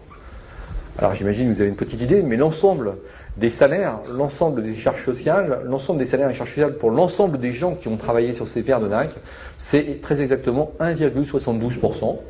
1,72 euros, ce qui veut dire ramener en francs 11,28 francs sur 655 francs qu'a pu coûter la paire de chaussures. Vous voyez que c'est quand même intéressant, ce qui veut dire aussi qu'il n'y a pas de comparaison possible, ce qui veut dire que c'est évidemment une prime aux délocalisations, encore une fois, et une prime à vraiment un pays sans plus aucune industrie, plus aucune usine, si ce n'est que des usines automatiques, mais en tout cas des usines sans humains, c'est en tout cas ce que l'on nous promet. Baisse d'impôt ou pas, mais en tout cas ça sera ça. Alors, on me dit parfois, vous êtes bien gentil, mais quand même la grande distribution permet quand même à certaines PME françaises du fin fond du terroir d'accéder à des marchés auxquels elles n'auraient pas accès. Et il y a un journal dans la région parisienne que vous connaissez peut-être qui s'appelle Le Parisien, qu'on trouve aussi en province sous le titre d'Aujourd'hui en France, et qui aime bien quand même la grande distribution, mais ça c'est un petit peu en général le lot des quotidiens, souvent ils aiment bien quand même, et donc qui a fait une petite enquête sur Carrefour qui ouvrait des hypermarchés en Chine, et qui expliquait que c'était formidable, d'abord parce que Carrefour est une entreprise française, donc bleu, blanc, rouge, donc qui va s'implanter en Chine, c'est merveilleux, cocorico, et puis aussi grâce à Carrefour, et bien qui s'implante en Chine, on va comme ça permettre à des jolies PME françaises d'aller distribuer leurs produits dans des pays auxquels elles n'auraient pas accès. Et là on prenait l'exemple d'une entreprise française, donc en province, qui fabrique des sous-vêtements féminins, petite entreprise qui a une quarantaine, je crois, de salariés, pas beaucoup plus, et on interviewait le chef d'entreprise qui disait c'est formidable, grâce à Carrefour, je vais pouvoir vendre des sous-vêtements aux Chinoises, etc., partout dans le monde, au Brésil et ailleurs, et donc vous voyez que ça permet effectivement de développer l'industrie française. Et donc le journaliste disait c'est formidable, merveilleux, cocorico, encore une fois, non seulement Carrefour vend à l'étranger, mais en plus, vous voyez, ça permet à nos PME de fonctionner fort bien. Et le chef d'entreprise disait quand même, voilà, ça permet donc bien sûr de valoriser l'image française. Et puis il disait aussi, si ce test réussit, il faudra alors non plus exporter, mais produire sur place. Et dans ce cas-là, évidemment, ça veut dire fabriquer en Chine, ce qui nous permettra d'économiser sur les frais de transport, ça on le comprend bien, de main-d'œuvre, ça je crois qu'on n'avait pas trop mal compris non plus, et puis les droits de douane évidemment, et de vendre notre lingerie 20 à 30% moins cher, peut-être beaucoup moins cher. C'est vraiment très intéressant, puisque donc ça permettra évidemment des débouchés plus importants. Mais ce qu'on oublie de poursuivre dans l'entretien, c'est de dire, mais au fait, une fois que vous allez fabriquer en Chine sur place, des soutiens-gorge, etc., est-ce que le risque n'existe pas que, ayant transféré votre savoir-faire, eh bien dans le fond, l'usine ici en France, elle ne sert plus à grand-chose, et que les soutiens-gorge fabriqués en Chine nous reviennent ici dans nos magasins, que finalement, loin de favoriser l'industrie française, cette démarche de Carrefour est au contraire permis d'accélérer un petit peu la délocalisation. Mais ça, on a oublié de poser la question, donc on n'a pas la réponse, mais on a une petite idée quand même si on réfléchit un tout petit peu. Quel a été le rôle des politiques maintenant dans l'essor de cette grande distribution? Parce que je vous l'ai dit, et là je vais fâcher un petit peu, mais cette grande distribution, ce modèle en tout cas que je décris est un modèle franco-français, ça n'existait nulle part ailleurs au monde, puisqu'aujourd'hui ce modèle s'exporte et s'exporte fort bien. Et donc ce modèle aujourd'hui est en train de s'imposer partout dans le monde entier. On l'a dit au début, si cette grande distribution a pu voir le jour, c'est à cause d'une inflation très forte au sortir de la guerre, dans les années 50, à cause du marché noir, une image qui a collé très très longtemps au monde du commerce, au commerce indépendant, il faut bien le reconnaître. Il y a eu des pratiques, c'est vrai, pas forcément généralisées, mais en tout cas ça a été quelque chose qui a collé. À cause aussi du nombre d'intermédiaires, à l'époque on nous a dit il y a trop d'intermédiaires, entre 10 à 12 je vous le rappelle, sans se soucier que derrière les intermédiaires il y avait aussi des salariés, des gens qui travaillaient, que ça faisait travailler beaucoup de monde, qu'il y avait des commerciaux qui se déplaçaient, qui allaient à l'hôtel pour dormir, qui mangeaient le midi au restaurant, qui se déplaçaient avec des voitures qui étaient entretenues par des garages, etc. Donc il y avait toute une chaîne économique qu'on interrompait, mais ça on l'a vu beaucoup plus tard. Et puis aussi bien sûr des habitudes de consommation différentes, avec un consommateur qui se retrouve avec des véhicules qui lui permettent effectivement d'aller acheter beaucoup plus loin, qui permettent d'acheter des quantités importantes de marchandises, et puis le réfrigérateur bien sûr qui est rentré dans les foyers, et qui a permis donc de stocker en quantité importante les marchandises achetées dans des quantités elles aussi importantes. Et puis j'ai dit tout à l'heure qu'on s'est quand même étonné, et qu'on a essayé de comprendre comment ce Leclerc avait pu faire pour casser ses prix de 20-70%, 20-70 avec un petit 50 mètres carrés. 50 mètres carrés, c'est quand même pas bien grand. Même s'ils vendaient beaucoup, casser les prix de 50, voire 70%, c'est quand même énorme. Alors, allez, bon, aujourd'hui, évidemment, ça ne dit pas grand-chose, mais si je vous dis qu'à l'époque, la télévision s'est déplacée en Bretagne, à Landerneau, pour voir Leclerc, un petit épicier sur 50 mètres carrés, c'était quand même un événement. La télévision, vous savez, à l'époque, c'était Paris, c'était centralisé, il n'y avait pas d'agence régionale, il n'y avait pas d'antenne, etc. Donc, des équipes de télévision, 5 colonnes à la une, sont allées voir qu'est-ce que c'était, quel était le secret de cet épicier de Landerneau. Percer le secret de l'épicier de Landerneau. Et personne n'a jamais compris comment il faisait pour casser ses prix. Sauf que, quelques années plus tard, on a compris, évidemment, que le pouvoir politique en place à l'époque, qui commençait à se soucier de la faiblesse du pouvoir d'achat des consommateurs, qui commençait à râler un petit peu, évidemment, avait exercé une pression énorme sur le monde des fournisseurs, sur le monde de l'agroalimentaire, en disant vous allez, en demandant pas vous allez, voulez-vous bien livrer, mais vous allez livrer ce nouvel épicier, vous allez casser vos prix, lui livrer à des conditions préférentielles, et puis comme lui va casser les prix à son tour, eh bien ça va relancer la consommation, d'autres épiciers vont se sentir obligés de casser à leur tour leurs prix, et donc comme ça on va remettre les gens au travail, on va refaire tourner nos usines, la consommation va repartir, et donc tout le monde va être gagnant, vous industriels puisque vous allez vendre en quantité importante, le commerçant bien entendu puisque lui va se rattraper sur la quantité, et puis le consommateur bien sûr sera content puisque lui va retrouver du pouvoir d'achat. Puis l'homme politique très heureux puisque dans le fond il satisfait tout le monde, et comme ça il a des fortes chances d'être réélu, donc tout va bien pour lui également. Ça, c'est donc ce qui s'est passé dans les années 55-60, bien sûr à l'insu de tout le monde. Et puis, donc, nos hyper-supermarchés, comme j'ai dit, ont proliféré, ont prospéré d'une façon telle qu'on est arrivé, nous Français, à avoir un territoire maillé comme aucun pays au monde, puisqu'on est encore une fois les champions du monde en termes de maillage et de densité d'hypermarchés, de supermarchés sur notre territoire. Jusqu'au moment où vous vous rappelez, bon à l'époque bien sûr la droite était au pouvoir, la droite avait une clientèle un peu privilégiée, deux clientèles privilégiées qui étaient d'abord les petits commerçants, qu'on appelait les petits commerçants qui traditionnellement votaient plutôt à droite, par habitude, par tradition, peut-être plus, et puis aussi, il faut bien reconnaître, une grosse partie du monde paysan, du monde agricole qui lui aussi votait traditionnellement à droite.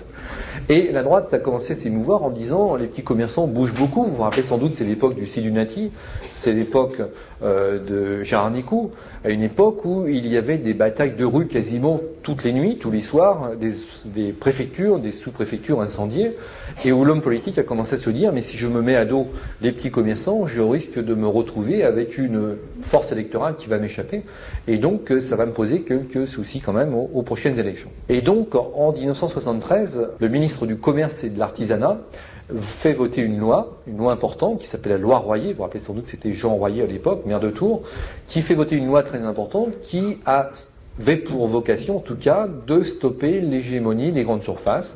Cette loi dit tout simplement, eh bien maintenant on va pas interdire mais soumettre à autorisation toute nouvelle implantation de grandes surfaces, et chaque fois que quelqu'un décidera d'implanter un hypermarché, un supermarché, en tout cas une surface de vente de plus de 1000 mètres carrés, eh bien, il faudra soumettre à autorisation. On sera très sévère, on va être très méchant, et donc plus aucun dossier ne passera. Donc c'est terminé, la grande distribution, on a fait le plein, on n'en veut plus. Ça, c'est ce qui s'est passé pendant quelques années. On peut dire que cette loi a été efficace, puisque pendant quelques années, il y a eu vraiment un coup de frein à l'hégémonie des grandes surfaces. Et puis, en 1980, vous vous rappelez peut-être qu'il y a eu un événement politique. Un certain François Mitterrand est arrivé aux affaires, dans les deux sens du terme d'ailleurs, enfin on va garder le meilleur peut-être. Et avec le candidat Mitterrand, aussi à l'époque, les fameuses 110 propositions. Vous savez, c'était une époque où les hommes politiques, en tout cas celui-là, avaient décidé de proposer un programme aux électeurs en disant « si vous m'élisez, eh bien voilà ce que je ferai pour la France ». Son héritier, depuis, a trouvé d'autres techniques. Il vous a dit, voilà, regardez comme je fais bien du vélo sur l'île de Ré, et vous verrez comme je serai un bon président pour vous. Mais à l'époque, en tout cas, le candidat Mitterrand avait donc 110 propositions, et parmi celles-ci, un certain nombre de propositions très intéressantes, comme la peine de mort, etc., la suppression, et bien d'autres choses. Et parmi ces propositions du candidat Mitterrand, une loi sur la décentralisation, dont vous avez tous entendu parler, les fameuses lois de fer, qui reviennent à la mode d'ailleurs avec Raffarin. Mais à l'époque, on disait, voilà, il n'est pas logique que des décisions qui concernent Aubagne, qui concernent Marseille, qui concernent Lille ou Bordeaux soient prises à Paris. Il est logique qu'on redonne du pouvoir dans les régions, il est logique que les gens puissent assumer leur propre destinée, et donc on va redonner du pouvoir dans les régions, ce qui paraissait partir d'une très bonne intention. Il a juste oublié une petite chose, c'est d'organiser quand même certains contre-pouvoirs, et oublié sans doute, par ces lois de fer en 83, qu'en 1973, 10 ans plus tôt, on avait voté les lois de fer qui soumettaient à autorisation l'implantation de grandes surfaces. Ce qui fait que d'un seul coup, nos chers élus, nos hommes politiques se sont retrouvés avec un pouvoir extraordinaire de droit d'existence sur toute nouvelle implantation d'hypermarchés, de supermarchés. Et malheureusement est arrivé ce qui devait arriver évidemment, les caisses des partis politiques avaient besoin de beaucoup de sous, pas forcément seulement, et donc eh bien, les hommes politiques ont commencé à monnayer l'implantation d'hyper, super, avec des taux de péage assez importants, puisque ça avait commencé quand même, il faut reconnaître, avec Giscard d'Estaing. Sous Giscard, tout à fait à la fin de son règne, on parlait déjà de 6 millions de francs pour un hypermarché. Puis, sous le règne de François Mitterrand, on est arrivé à 8 millions, puis à 10 millions, 12 millions, pour arriver quand même à des péages de 20 millions de francs pour un hyper à la fin quand même de son parcours politique, malheureusement. Et puis, j'allais dire, et c'est pas mon discours tous pourri, loin s'en faut, vous le comprendrez sans doute, mais malheureusement, comme la droite avait le bâtiment et les travaux publics, il se trouve que la gauche a trouvé que la grande distribution avait beaucoup de vertus, non seulement était très généreuse, d'abord dans les caisses des hypermarchés, il y a beaucoup de billets de banque, et puis ensuite, autre avantage, ça a quand même une image très populaire, très sociale. L'hypermarché, c'est le magasin de la veuve et de l'orphelin, donc vous voyez qu'on fait d'une pierre deux coups, non seulement on met des sous dans les caisses du parti, puis en plus on fait plaisir aux plus déshérités, donc vraiment il y avait tout à gagner en favorisant ce type de grande surface. Et donc on est arrivé à un système où Michel-Édouard Leclerc lui-même, qui n'est pas tout à fait un gauchiste, a écrit dans un livre qui s'appelle La Fronde des caddies, qu'on ne trouve plus bien sûr aujourd'hui en librairie, n'essayez pas de le trouver, vous ne le trouverez pas, a écrit que dans plus d'un cas sur deux, il n'a pas dit dans un cas sur deux parce que c'est quand même quelqu'un de bien élevé, il a dit dans plus d'un cas sur deux, il y a eu corruption politique pour l'implantation d'une grande surface. Et à partir de là, évidemment, on est parti dans une dérive totale où chaque homme politique, chaque élu, a décidé d'accueillir sur son territoire eh bien, un hyper, un super, etc. Avec entre autres avantages quand même, il faut bien le dire, eh bien, c'est en plus des taxes professionnelles et en plus une bonne image, puisqu'à chaque fois on nous dit qu'il y a création d'emplois, donc finalement, vous voyez qu'on gagne à tous les coups. Des députés, nos députés d'ailleurs, qui font un travail extraordinaire et exemplaire, il faut bien le reconnaître, ont décidé dès 1993 d'étudier ce phénomène de la grande distribution. On commençait à se dire, en 93 déjà, on commençait à se dire, mais cette mondialisation, qui portait pas ce nom-là à l'époque, on n'avait pas appelé comme ça, va détruire véritablement nos entreprises, et la grande distribution est un des éléments accélérateurs de cette mondialisation. Alors un député de droite, qui est un député RPR, donc un certain Jean-Paul Charrier, dont vous avez peut-être entendu parler, a décidé de réunir une commission d'enquête parlementaire avec des députés, toutes tendances confondues, UDF, communistes, socialistes, en disant c'est pas un problème politique, ça concerne tout le pays et il faut vraiment qu'on se mette tous ensemble autour d'une table, qu'on travaille sur ce phénomène grande distribution parce que ça va envoyer vraiment tout le monde dans le mur et qu'on va vraiment détruire l'ensemble de l'emploi, on est tous concernés par ça. Et donc tous ces députés, 150 députés quand même, c'est énorme, ont décidé de faire un travail exemplaire, de produire un premier rapport qu'on a connu donc sous le nom de rapport Charrier, c'était le premier, et de façon à ce que des lois soient votées à l'Assemblée nationale pour essayer de mettre un coup d'arrêt à ces pratiques. Inutile de dire que, alors encore une fois, je le redis, mais c'est vrai, je le pense, nos députés font un travail énorme, quel qu'il soit, mais malheureusement, ces rapports restent souvent sur des étagères ensuite, et il n'y a pas forcément de suite donnée, et quand il s'agit de légiférer, il n'y a plus grand nombre, donc ça sert souvent pas à grand-chose. Ce rapport est donc de 93, et voyant que rien ne se passait, Charrier, encore une fois, avec encore une fois 150 de ses copains députés, toutes tendances confondues, ont décidé de commettre un deuxième rapport, beaucoup plus documenté encore, le premier était déjà beaucoup plus incisif, en disant, je vous assure, faites quelque chose parce qu'on va dans le mur. Et donc, la droite était donc revenue au pouvoir et aux affaires, comme vous le savez, donc, et donc deux secrétaires d'État décident de s'emparer du sujet. L'un d'eux s'appelle Galland, vous avez peut-être entendu parler, fait voter les fameuses lois Galland qui avaient pour objet de réguler les relations entre les fournisseurs et les distributeurs et de remettre un peu d'équité, un peu de loyauté entre donc les fournisseurs de la grande distribution et puis les centrales d'achat. Et puis un deuxième secrétaire d'État, pas connu du tout celui-là, un jeune loup qu'on appelle Jean-Pierre Raffarin, oui c'est bien ça, vous avez peut-être entendu parler de lui aussi maintenant, vous connaissez, qui en 96 était beaucoup moins connu et qui lui est secrétaire d'État donc à la consommation et au commerce et l'artisanat et qui fait voter les fameuses lois Raffarin. Raffarin est quelqu'un, pour parenthèse, qui connaît bien le monde de la grande distribution, pour l'avoir pratiqué de très près, puisque vous le savez sans doute, dans le milieu, on l'appelle le gringo de chez Jacques Vabre. Raffarin était quelqu'un qui vendait du café Jacques Vabre aux centrales d'achat, qui donc a dû passer par ce référencement et toutes ces pratiques, qu'il connaît certainement si bien que moi, si ce n'est mieux que moi.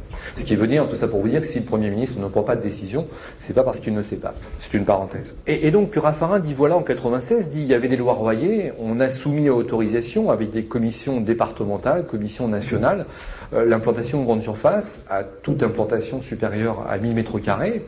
Eh bien moi, Jean-Pierre Raffarin, je vais faire beaucoup mieux, je vais être beaucoup plus méchant, et je vais donc soumettre à autorisation toute implantation de plus de 300 mètres carrés. Le mécanisme, je ne vais pas vous l'expliquer dans le détail, mais il faut juste savoir qu'il y a deux types de commissions. Une commission départementale qui siège donc en région avec des consommateurs, des élus, chambres de commerce, etc., des commerçants. Et puis, et malheureusement, une commission nationale qui est placée sous l'autorité du ministre du Commerce et qui a un statut en dernier ressort. Ce qui veut dire que quand on nous parle de démocratie, c'est sympathique, mais quelles que soient les décisions prises en région, si au niveau national on décide de faire passer les dossiers, vous l'avez bien compris, on les fait passer. Le hasard veut que depuis Valéry Giscard d'Estaing, le ministre qui est, comme par hasard, ou secrétaire d'État qui est aux manettes et qui décide, est aussi souvent quelqu'un qui est soit le trésorier du parti, soit très proche, comme par hasard. Évidemment, ce qui arrange quand même bien les affaires. Pardon. Et donc, Raffarin donc, fait voter cette loi Raffarin, qui a eu quelques effets sympathiques qui sont intéressants quand même, et ça va vous servir aussi pour vous faire une petite opinion de ce que peut vous promettre notre cher Premier ministre, mais quand même, en 96, la loi est votée, on nous dit coup d'arrêt, et en 96, on autorise quand même 700 000 mètres carrés nouveaux de grande surface. Mais ça c'est rien, parce qu'en 97, on autorise 1 100 000 mètres carrés, en 98, on autorise 1 700 000 mètres carrés, en 99, 2 500 000, et l'année 2000, on franchit le cap des 3 millions de mètres carrés, cap sur lequel maintenant nous sommes, c'est la moyenne, donc en 2001, 2002, on est dans une logique de 3 millions de mètres carrés en plus chaque année. Donc vous voyez que l'efficacité de la loi, c'est pas tout à fait démontré, mais bon, s'il restait comme ça, il y a quand même quelques cheveux à se faire, mais bon, on peut espérer que ce sera pas pareil quand même. Quoique. Alors ensuite, la droite est poussée dehors, vous vous en rappelez, la gauche revient aux commandes avec un certain Jean-Yves Le Déaut, député socialiste, qui avait travaillé avec Jean-Paul Charrier, reprend en main la commission Charrier et dit nous on revient aux affaires et donc on va aussi faire un rapport très documenté qui sera la suite des deux rapports Charrier. Charrier bien sûr a collaboré à ce rapport comme Le Déaut avait collaboré aux deux premiers et donc ces 150 députés à nouveau disent il faut vraiment qu'on arrête ça parce que nous socialistes on est quand même des gens qui prenons soin du social, des salariés, qui avons vraiment une grande ambition pour le pays, et donc il faut qu'on fasse quelque chose contre les pratiques de la grande distribution. Le rapport Le Déaut est donc déposé sur le bureau de l'Assemblée nationale en 2000, ce qui permet à Lionel Jospin donc de faire voter les lois de régulation économique dont vous avez tous entendu parler. Me demandez pas de vous les décrire ce soir, ça ne servirait pas à grand chose puisqu'il n'y a pas grand chose dedans, donc on peut aller très vite là-dessus aussi. Ce qui veut dire que quand même, je caricature mais à peine, de 73 en passant par 83, en passant par 95, 96 et aujourd'hui 2003, en 30 ans de législation, on voit bien que rien n'a été fait, rien n'a changé en tout cas, pour arrêter les pratiques de la grande distribution, puisqu'on est toujours au même stade, que ces marges arrières se multiplient et évoluent de façon vraiment exponentielle, et que les mètres carrés de grande surface sont aussi nombreux et plus que jamais. On a encore un petit souci en plus qui vient se greffer à tout ça, c'est que vous avez sans doute entendu parler de l'OMC, bien sûr, Cancun, etc., et de la GCS, l'accord général sur le commerce des services. Je ne sais pas si tout le monde en a tout à fait entendu parler. Je vous fais donc une toute petite parenthèse. Vous connaissez l'OMC.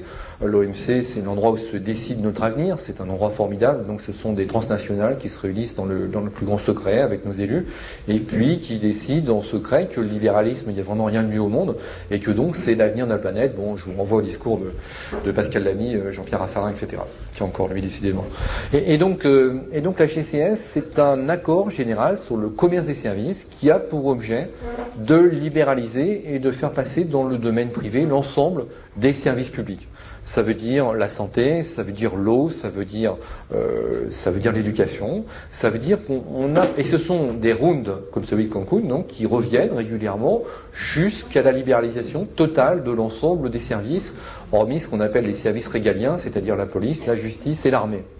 Ce qui est d'ailleurs pas tout à fait vrai, puisqu'on se rend compte que la police aujourd'hui, pour une grosse partie, est déjà privatisée, police municipale, services de sécurité en tout genre, etc., et que, y compris la justice aujourd'hui, par le biais de l'arbitrage, se trouve dans bien des cas aussi privatisée. Mais admettons. L'idée, c'est en tout cas de faire en sorte que tous les secteurs puissent un jour à court terme, être privatisés. L'idée, elle est simple, c'est de dire, voilà, à partir du moment où un secteur d'activité, quel qu'il soit, éducation, santé, peu importe, a face à lui un seul opérateur, même tout petit, qui est un opérateur privé, eh bien ça veut dire qu'on peut privatiser. Ça veut dire quoi? Ça veut dire que si la France a fait le choix de la santé publique et que malgré tout il y a à côté de la santé publique quelques cliniques privées, ça veut dire qu'un opérateur privé comme Microsoft, comme General Motors, Ford ou un autre, peut décider demain de venir monter des hôpitaux en France. Et qu'on ne pourra pas lui refuser parce que l'OMC, on ne peut pas lui refuser grand-chose. Ça veut dire quoi? Ça veut dire que refuser à General Motors ou à Microsoft de monter des hôpitaux, c'est lui devoir des sommes, des pénalités colossales que l'État français, de toute façon, ne pourrait pas payer. Ça veut dire que ce Microsoft va dire à l'État français, voilà, vous donnez des sous aux hôpitaux publics, eh bien je veux la même chose. Je veux la même chose, vous financez le public, vous devez financer le privé, vous donnez tant à vos hôpitaux, vous donnez tant à vos facultés, je veux la même chose. Et vous ne pouvez pas me refuser. Si vous me refusez, ça va être des sanctions pécuniaires colossales. Ça veut dire, vous l'avez compris, que l'État ne pourra pas suivre. Ça veut dire que la seule voie possible, c'est de dire, ok, on jette l'éponge, et donc on privatise, les hôpitaux deviennent privés, l'éducation devient privée, l'eau devient privée, il n'y a pas d'autre voie possible. J'invente rien, c'est l'OMC, c'est Cancun, etc. Je referme la parenthèse sur la GCS, mais cette GCS s'applique aussi à la grande distribution, et l'idée, c'est de dire, eh bien, il faut pouvoir permettre de nous laisser faire des affaires comme on le veut, là où on le veut, sachant que le business permet de créer le bonheur dans le monde entier. Donc plus on fera d'affaires, plus finalement les plus humbles et les plus malheureux finalement s'y retrouveront aussi. Donc laissez-nous donc faire notre commerce mondial. La grande distribution dit voilà, la GCS ça m'intéresse fortement et j'aimerais aussi, j'ai quelques exigences. Ça veut dire que chaque pays, je ne sais pas si vous le savez, il y a des rounds. Je vais encore être désagréable, mais celui qui négocie pour nous, celui qui négocie pour l'Europe, vous le connaissez, c'est Pascal Lamy, commissaire européen socialiste, en tout cas labellisé comme tel. Mais en tout cas, c'est donc un socialiste qui est aujourd'hui en train de libéraliser complètement l'ensemble des services publics européens pour ce qui nous concerne. Donc les pays ont fait des offres tout récemment, ils avaient jusqu'au 31 mars 2003 pour faire des offres, c'est-à-dire voilà, moi je vous offre le service de l'eau, je vous offre de libéraliser l'eau, et puis je demande à tel pays de libéraliser sa santé, de libéraliser son commerce, de libéraliser d'autres secteurs d'activité. La grande distribution dit voilà, moi j'aimerais qu'on lève quelques contraintes. J'ai quelques contraintes qui me gênent. D'abord ces contraintes d'implantation. On voit pourtant que la loi Raffarin n'est pas forcément si contraignante qu'on nous le dit, mais enfin quand même, je veux pouvoir implanter des hypermarchés là où je l'entends. Les écologistes me cassent les pieds, ils disent qu'il y a des sites protégés, qu'il y a des forêts et tout ça, mais moi je trouve qu'à tel endroit, un hypermarché ferait bien l'affaire, et donc il n'y a plus d'histoire de protection, il n'y a plus d'histoire de contraintes, aucune loi ne peut dominer celle du commerce, celle du business, et donc je veux pouvoir implanter mes hypermarchés là où je l'entends. Et puis elle dit aussi, voilà, aujourd'hui c'est la mondialisation, c'est la globalisation, et donc je veux pouvoir recruter des gens là où je l'entends, comme je l'entends. Ça c'est le principe même de la GCS. Ça veut dire quoi? Ça veut dire que je veux pouvoir recruter des caissières, recruter des gens qui vont mettre des produits en rayon, dans leur pays d'origine, aux conditions sociales d'origine et avec les salaires minimums de leur pays d'origine. Si je décide demain d'embaucher des caissières pakistanaises, sri-lankaises ou autres, eh bien, il n'y a pas de raison que je les paye plus que le salaire minimum et les minima sociaux et les conditions sociales ou non-conditions sociales de leur pays d'origine. Alors on dit oui, d'accord, on veut bien ça, mais quand même on veut mettre une petite contrainte qui sera de ne pas autoriser des contrats de travail de plus de 6 mois. Avec quand même un petit adoucissement qui permet de renouveler au moins 2 fois le contrat de travail, ce qui veut quand même dire 18 mois. Et puis, ce qui veut dire aussi que la fille sri-lankaise, indienne ou je ne sais où, pakistanaise, qui sera recrutée dans ces conditions, au bout de 18 mois, on dira, bah non, désolé, la loi nous interdit. Mais vous pouvez très bien nous quitter, nous Carrefour, pour aller chez Intermarché, pour aller chez Auchan, pour aller ailleurs, et puis bien sûr circuler comme ça un peu partout en Europe, où d'autres évidemment vous recruteront dans ces conditions. C'est pas tout à fait de la fiction, vous savez sans doute qu'on est très fiers de ce merveilleux paquebot que la France vient de lancer tout récemment, et vous savez aussi que pour travailler sur ce paquebot, on a fait appel à une main-d'œuvre indienne, à des ouvriers indiens qui ont dû se cacher sur le chantier naval, qui n'avaient pas le droit de sortir en ville, auxquels on a retiré bien sûr leurs papiers, et qui travaillaient quand même des 60-70 heures par semaine pour un petit peu moins de 300 € par mois. Ça on ne le dit pas beaucoup, mais c'est quand même dévoilé. Je vous invite d'ailleurs à lire un dossier sur les nouveaux esclaves qu'a publié Marianne cette semaine. Dépêchez-vous parce que lundi il y a un nouveau numéro qui sort, mais en tout cas ce numéro est encore en vente et qui montre tous ces nouveaux esclaves, que ce soit dans les centres d'appel, dans les hypermarchés, puisqu'on parle là aussi des caissières d'hypermarchés, et puis aussi sur la construction de ce bateau, mais je ferme la parenthèse. Cette HCS, donc, c'est une exigence mondiale des transnationales, la grande distribution, comme d'autres y viendra. Ça veut dire qu'on crée une norme sociale par le bas et que, bien sûr, ces exigences seront ensuite imposées aussi aux fournisseurs. Quand on aura des caissières à 300 € par mois, dans les conditions que l'on dit, qui n'auront bien sûr pas de syndicat, qui n'auront pas de convention collective, eh bien on aura ensuite une exigence vis-à-vis des fournisseurs en disant ok, vous nous fabriquez des postes de télévision ou des tels ustensiles de ménage, mais il est évident que si vous étiez un petit peu malin, comme dans mon exemple, vous pourriez peut-être vous aussi recruter dans ces pays moins disants socialement. Alors, cette grande distribution est en train de conquérir le monde, mais je vais y revenir tout à l'heure rapidement. Mais une objection qui m'est souvent faite, c'est de dire vous êtes bien gentil, ça fait 10 minutes que vous nous parlez de la grande distribution, et malgré tout, nous consommateurs, pour nous c'est intéressant, cette grande distribution c'est moins cher, les prix sont bas, et on n'a pas forcément un pouvoir d'achat qui croît de jour en jour, ça on le sait tous, donc la grande distrib, c'est bien pour le consommateur, c'est bien pour la veuve, c'est bien pour l'orphelin. C'est ce qu'on nous dit, ça fait 30 ans que la publicité nous le dit, donc on finit par le croire, et vous ouvrez les journaux quotidiens, vous écoutez la radio, tous les jours on vous dit foire aux affaires. Très prochainement on va fêter les 40 ans de Carrefour, et ils nous promettent évidemment notre fête, c'est le cas de le dire. Alors, est-ce que les prix sont moins chers? Est-ce que vraiment c'est un mythe? Est-ce qu'il y a un mythe des prix bas? Qu'en est-il? Nos députés, encore une fois, excellents analystes, ont décidé en 95-96 de parcourir la France et de partir dans les régions, dans des grandes villes, dans des petites villes, dans des villes moyennes, dans des villages, et d'aller voir dans les supermarchés, dans les supérettes, de faire des relevés de prix pour voir vraiment si les prix sont aussi bas qu'on veut bien nous le dire. Ils sont partis quand même faire un gros travail, les 150 députés, avec quand même un petit peu d'aide, rassurez-vous, quelques stagiaires et quelques assistants, puisqu'ils ont quand même relevé 140 000 références, ce qui n'est pas rien, et sur 140 000 références, ils ont observé qu'il y avait 500 produits qui étaient ce qu'on appelle des produits d'appel, donc avec des prix relativement bas, la baguette, le litre de lait, le camembert, etc., le litre d'essence, ce qui veut dire quand même par différence 139 500 produits avec des marges extrêmement confortables pour les distributeurs. Ils ont retrouvé aussi, nos députés, un truc assez étonnant, c'est qu'on a retrouvé le même écart, si ce n'est plus, qu'avait discuté le fameux Édouard Leclerc, le père de Michel Édouard, en 1949. On a retrouvé des écarts de 1 à 4. On s'est rendu compte qu'en 1949, le consommateur achetait 4 francs un kilo de pommes qui était acheté 1 franc à l'agriculteur, mais qu'en 1995, 96 et après, bien sûr, eh bien, le kilo de pommes que vous achetez 10 à 12 francs est acheté 1 franc, 1 franc 50 à l'agriculteur. C'est même plus un écart de 1 à 4, c'est bien plus. On s'est rendu compte aussi que malgré la disparition des intermédiaires, 10 à 12 échelons, eh bien, il y avait toujours un écart aussi considérable entre le producteur et le consommateur. Ils ont observé quand même qu'il y avait deux choses qui avaient changé. C'est que la qualité avait changé, puisque on est arrivé au règne de la malbouffe. C'est que pour pouvoir tirer les prix, non seulement on ne paye pas moins cher, mais toujours aussi cher, voire plus cher, et que la qualité avait baissé. Et puis, deuxième observation, c'est que le choix s'est restreint. Puisque aujourd'hui, je ne vous ai pas dit au début, mais que pour être référencé, il faut aussi être capable d'alimenter l'ensemble des rayons de l'ensemble des points de vente d'un réseau. Si je veux rentrer demain chez Carrefour avec mes petites tablettes de chocolat, eh bien il faut que je sois capable de fournir mes tablettes de chocolat à l'ensemble des points de vente. Ça ne va pas les intéresser dans 2 ou 3, bien sûr. Ce qui veut dire que la PME n'a pas trop sa place là-dedans et que le choix est assez restreint, où je me vends à un grand groupe, Nestlé, Danone ou un autre, il n'y en a pas beaucoup, où je disparais. Mais que dans ce cas-là, si je me vends à Nestlé ou Danone, eh bien ils vont absorber le produit, bien entendu, l'intégrer à leur marque, à leur catalogue, et que donc j'ai toutes les chances que mon entreprise disparaisse à très court terme. Ce qui veut dire que le choix du consommateur se restreint. Moi j'ai des origines normandes, il y a quelques années encore, mes petits cousins collectionnaient à l'école des étiquettes de camembert, avaient des collections extraordinaires de 300, 400, 500 variétés de camembert. Essayez de le faire aujourd'hui, vous allez voir que c'est pas très commode. Vous allez avoir 3-4 produits différents, 5 ou 6, pas beaucoup plus. J'aime bien prendre l'exemple, et encore plus dans la région.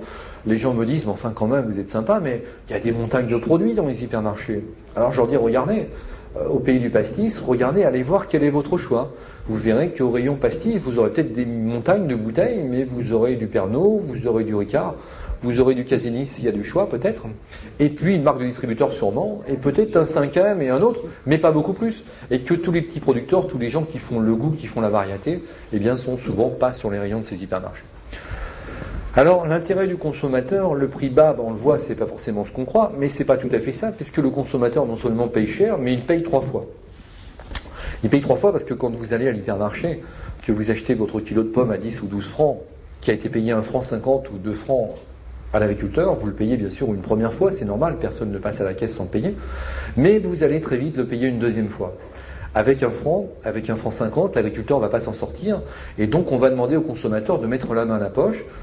C'est pas tout à fait dit comme ça, c'est sur nos impôts, on envoie de l'argent à Bruxelles, c'est la fameuse PAC, la fameuse politique agricole commune, on envoie des sous là-bas, ça revient à nos paysans, et on va donc subventionner l'agriculture productiviste, intensive, on va donc redonner aux paysans ce que lui refuse finalement la centrale d'achat.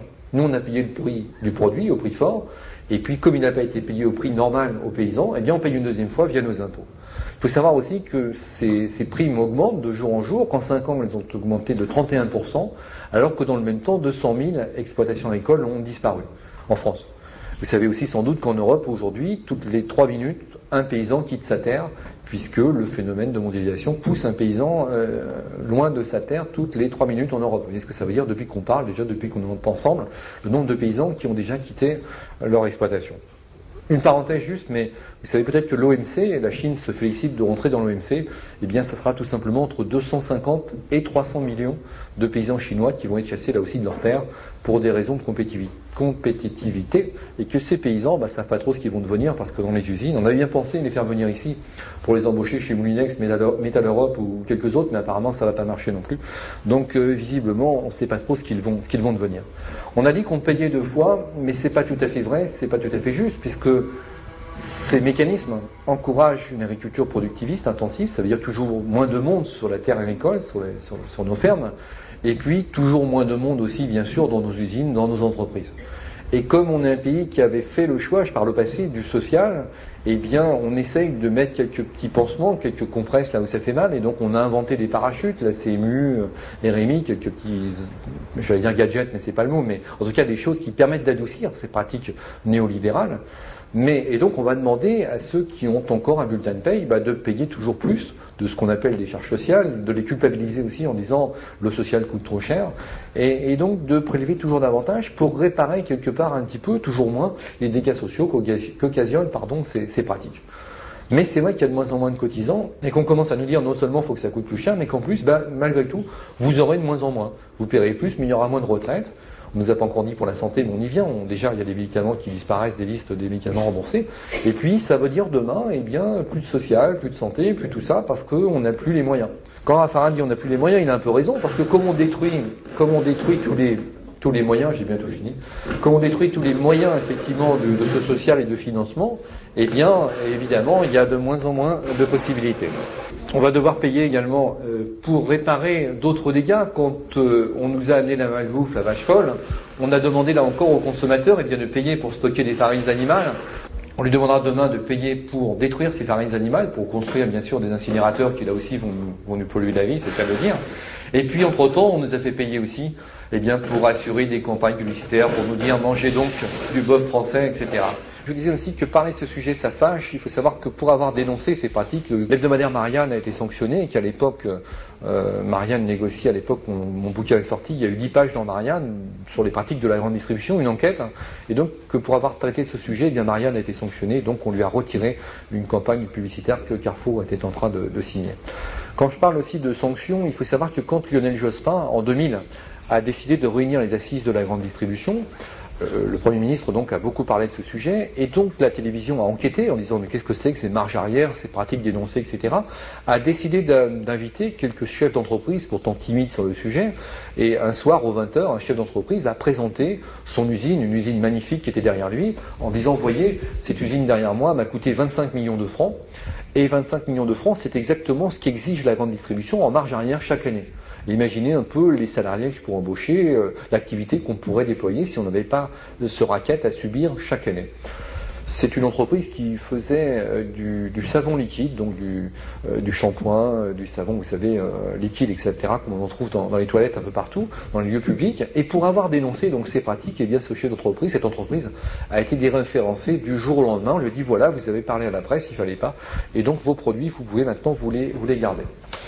Donc ce qui veut dire qu'évidemment on a un petit peu de mal à parler de ce sujet puisque la sanction du déréférencement est tout de suite là, brandie, et que quand il n'y a plus que 5 centrales d'achat et que toutes les entreprises ne sont pas référencées dans les 5, eh bien quand vous prenez Leclerc, Carrefour ou un autre, eh bien vos produits vous ne savez plus quoi en faire, donc il n'y a plus qu'une solution, c'est de mettre la clé sous la porte. On a un gros souci, c'est que cette grande distribution est née de l'alimentaire, a fait le plein, parce qu'on voit bien le commerce alimentaire a quasiment disparu, puis ça lui a tellement réussi qu'est né donc le fameux concept de l'hypermarché, du fameux tout sous un même toit, c'est l'idée de l'hypermarché, c'est tout, l'alimentaire mais aussi le non-alimentaire, et que maintenant ces hypermarchés sont en train, déjà ont bien avancé, de se développer sur l'ensemble des secteurs d'activité, de l'économie, en se disant partout il y a des sous à faire, partout on sera présent.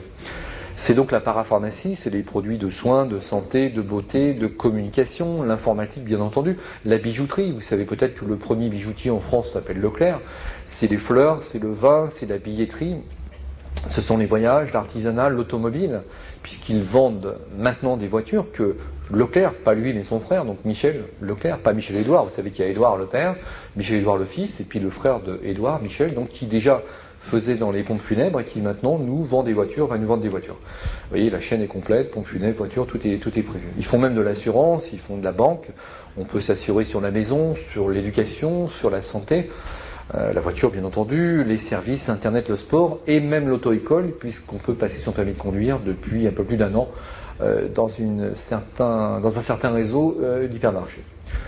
Ces hypermarchés français sont en train de conquérir le monde, je vous l'ai dit, ils s'implantent maintenant en Espagne, au Portugal, en Italie, en Grèce, en Turquie, partout en Europe, partout en Asie, partout dans le tiers-monde, avec quand même, petite parenthèse, des conséquences bien plus graves que pour nous.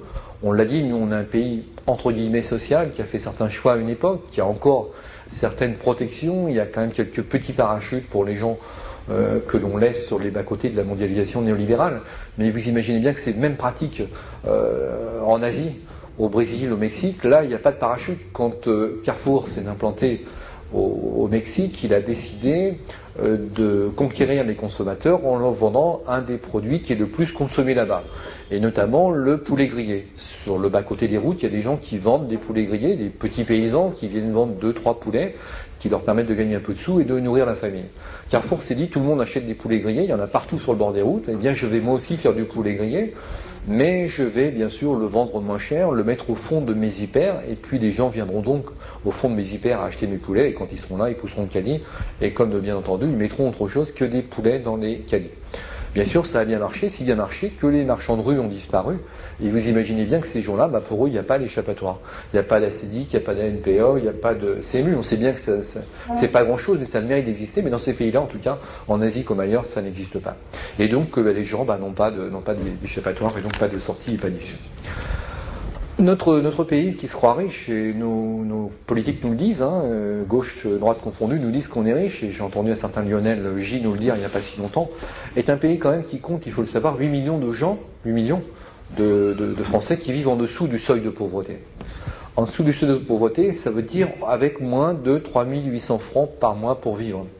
Et moins de 3800 francs, ça ne veut pas dire avec, ça veut dire peut-être 3750 pour les plus heureux, si je peux dire, les plus chanceux, mais ça peut être 3500, 3000, 2000, 1000 ou voire pas du tout, ce qui quand même pose quelques difficultés pour survivre. Il faut savoir aussi que, contrairement à ce que nous disent parce que vous savez, on parle beaucoup de croissance, alors là en ce moment on pleure sur la croissance, on dit oh là là, la croissance n'est pas au rendez-vous, et s'il était au rendez-vous avec un 2,5 ou 3%, tout le monde sortirait les drapeaux et pavoiserait, mais ce qu'on oublie de nous dire, c'est comment se répartit cette croissance. Si on regarde un petit peu les chiffres de l'INSEE, on se rend compte que la part des salaires dans la valeur ajoutée c'est le gâteau qu'on produit tous ensemble chaque année, on produit un gâteau énorme, et puis on le répartit entre le capital, entre le salaire, etc. Et bien la part des salaires dans cette valeur ajoutée a baissé de 22% en 20 ans. Donc, même si la croissance est au rendez-vous, si la part des salaires diminue, ça se comprend bien, on tasse les salaires, on délocalise, etc. Donc, on voit bien que cette masse salariale diminue, donc ce qui veut dire que finalement, croissance ou pas, ça ne joue pas grand-chose. Ce qui veut dire aussi que la masse des gens qui recherchent à gérer des budgets de plus en plus tendus, de plus en plus bas, il faut bien reconnaître, parce que le pouvoir d'achat n'augmente pas. J'ai dit tout à l'heure, un petit clin d'œil, mais quand même, que les chiffres de l'INSEE nous disent que les prix n'augmentent pas tant que ça, mais ceux qui s'interrogent sur les composantes de ces indices se rendent bien compte, quand on pousse son caddie, j'espère que vous le ferez plus après, mais en tout cas quand on le fait, quand on fait ses courses en tout cas, on voit bien que les prix flambent, on voit bien que le pouvoir d'achat s'érode de jour en jour, même si l'INSEE nous raconte le contraire.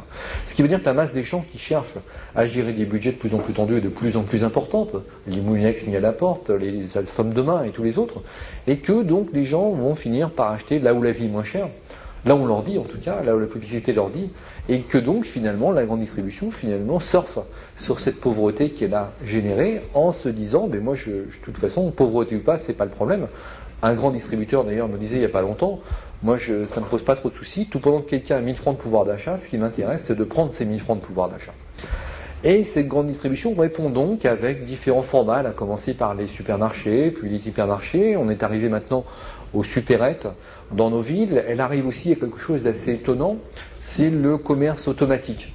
Vous avez maintenant dans les villes, vous avez peut-être vu ça, des gros distributeurs automatiques qui font 3, 4, 5 mètres de large, de gros distributeurs dans lesquels il y a 300 à 400 produits, 400 à 300 variétés de produits différents que vous pouvez acheter. Donc il y a du pain, du beurre, du fromage, de la lessive, des préservatifs, tout ce que vous voulez, il y a tout là-dedans. Et vous faites vos courses sans avoir contact avec un seul humain. Vous mettez votre carte bleue, tapez le code à 4 chiffres, et puis vos courses sont faites, et vous pouvez comme ça faire vos courses 24 heures sur 24, et jour et nuit, et le samedi et le dimanche. Et puis la grande distribution répond aussi par un autre format à cette paupérisation qui est en train de galoper, en disant vous voulez des magasins pour pauvres, on va vous faire des magasins pour pauvres.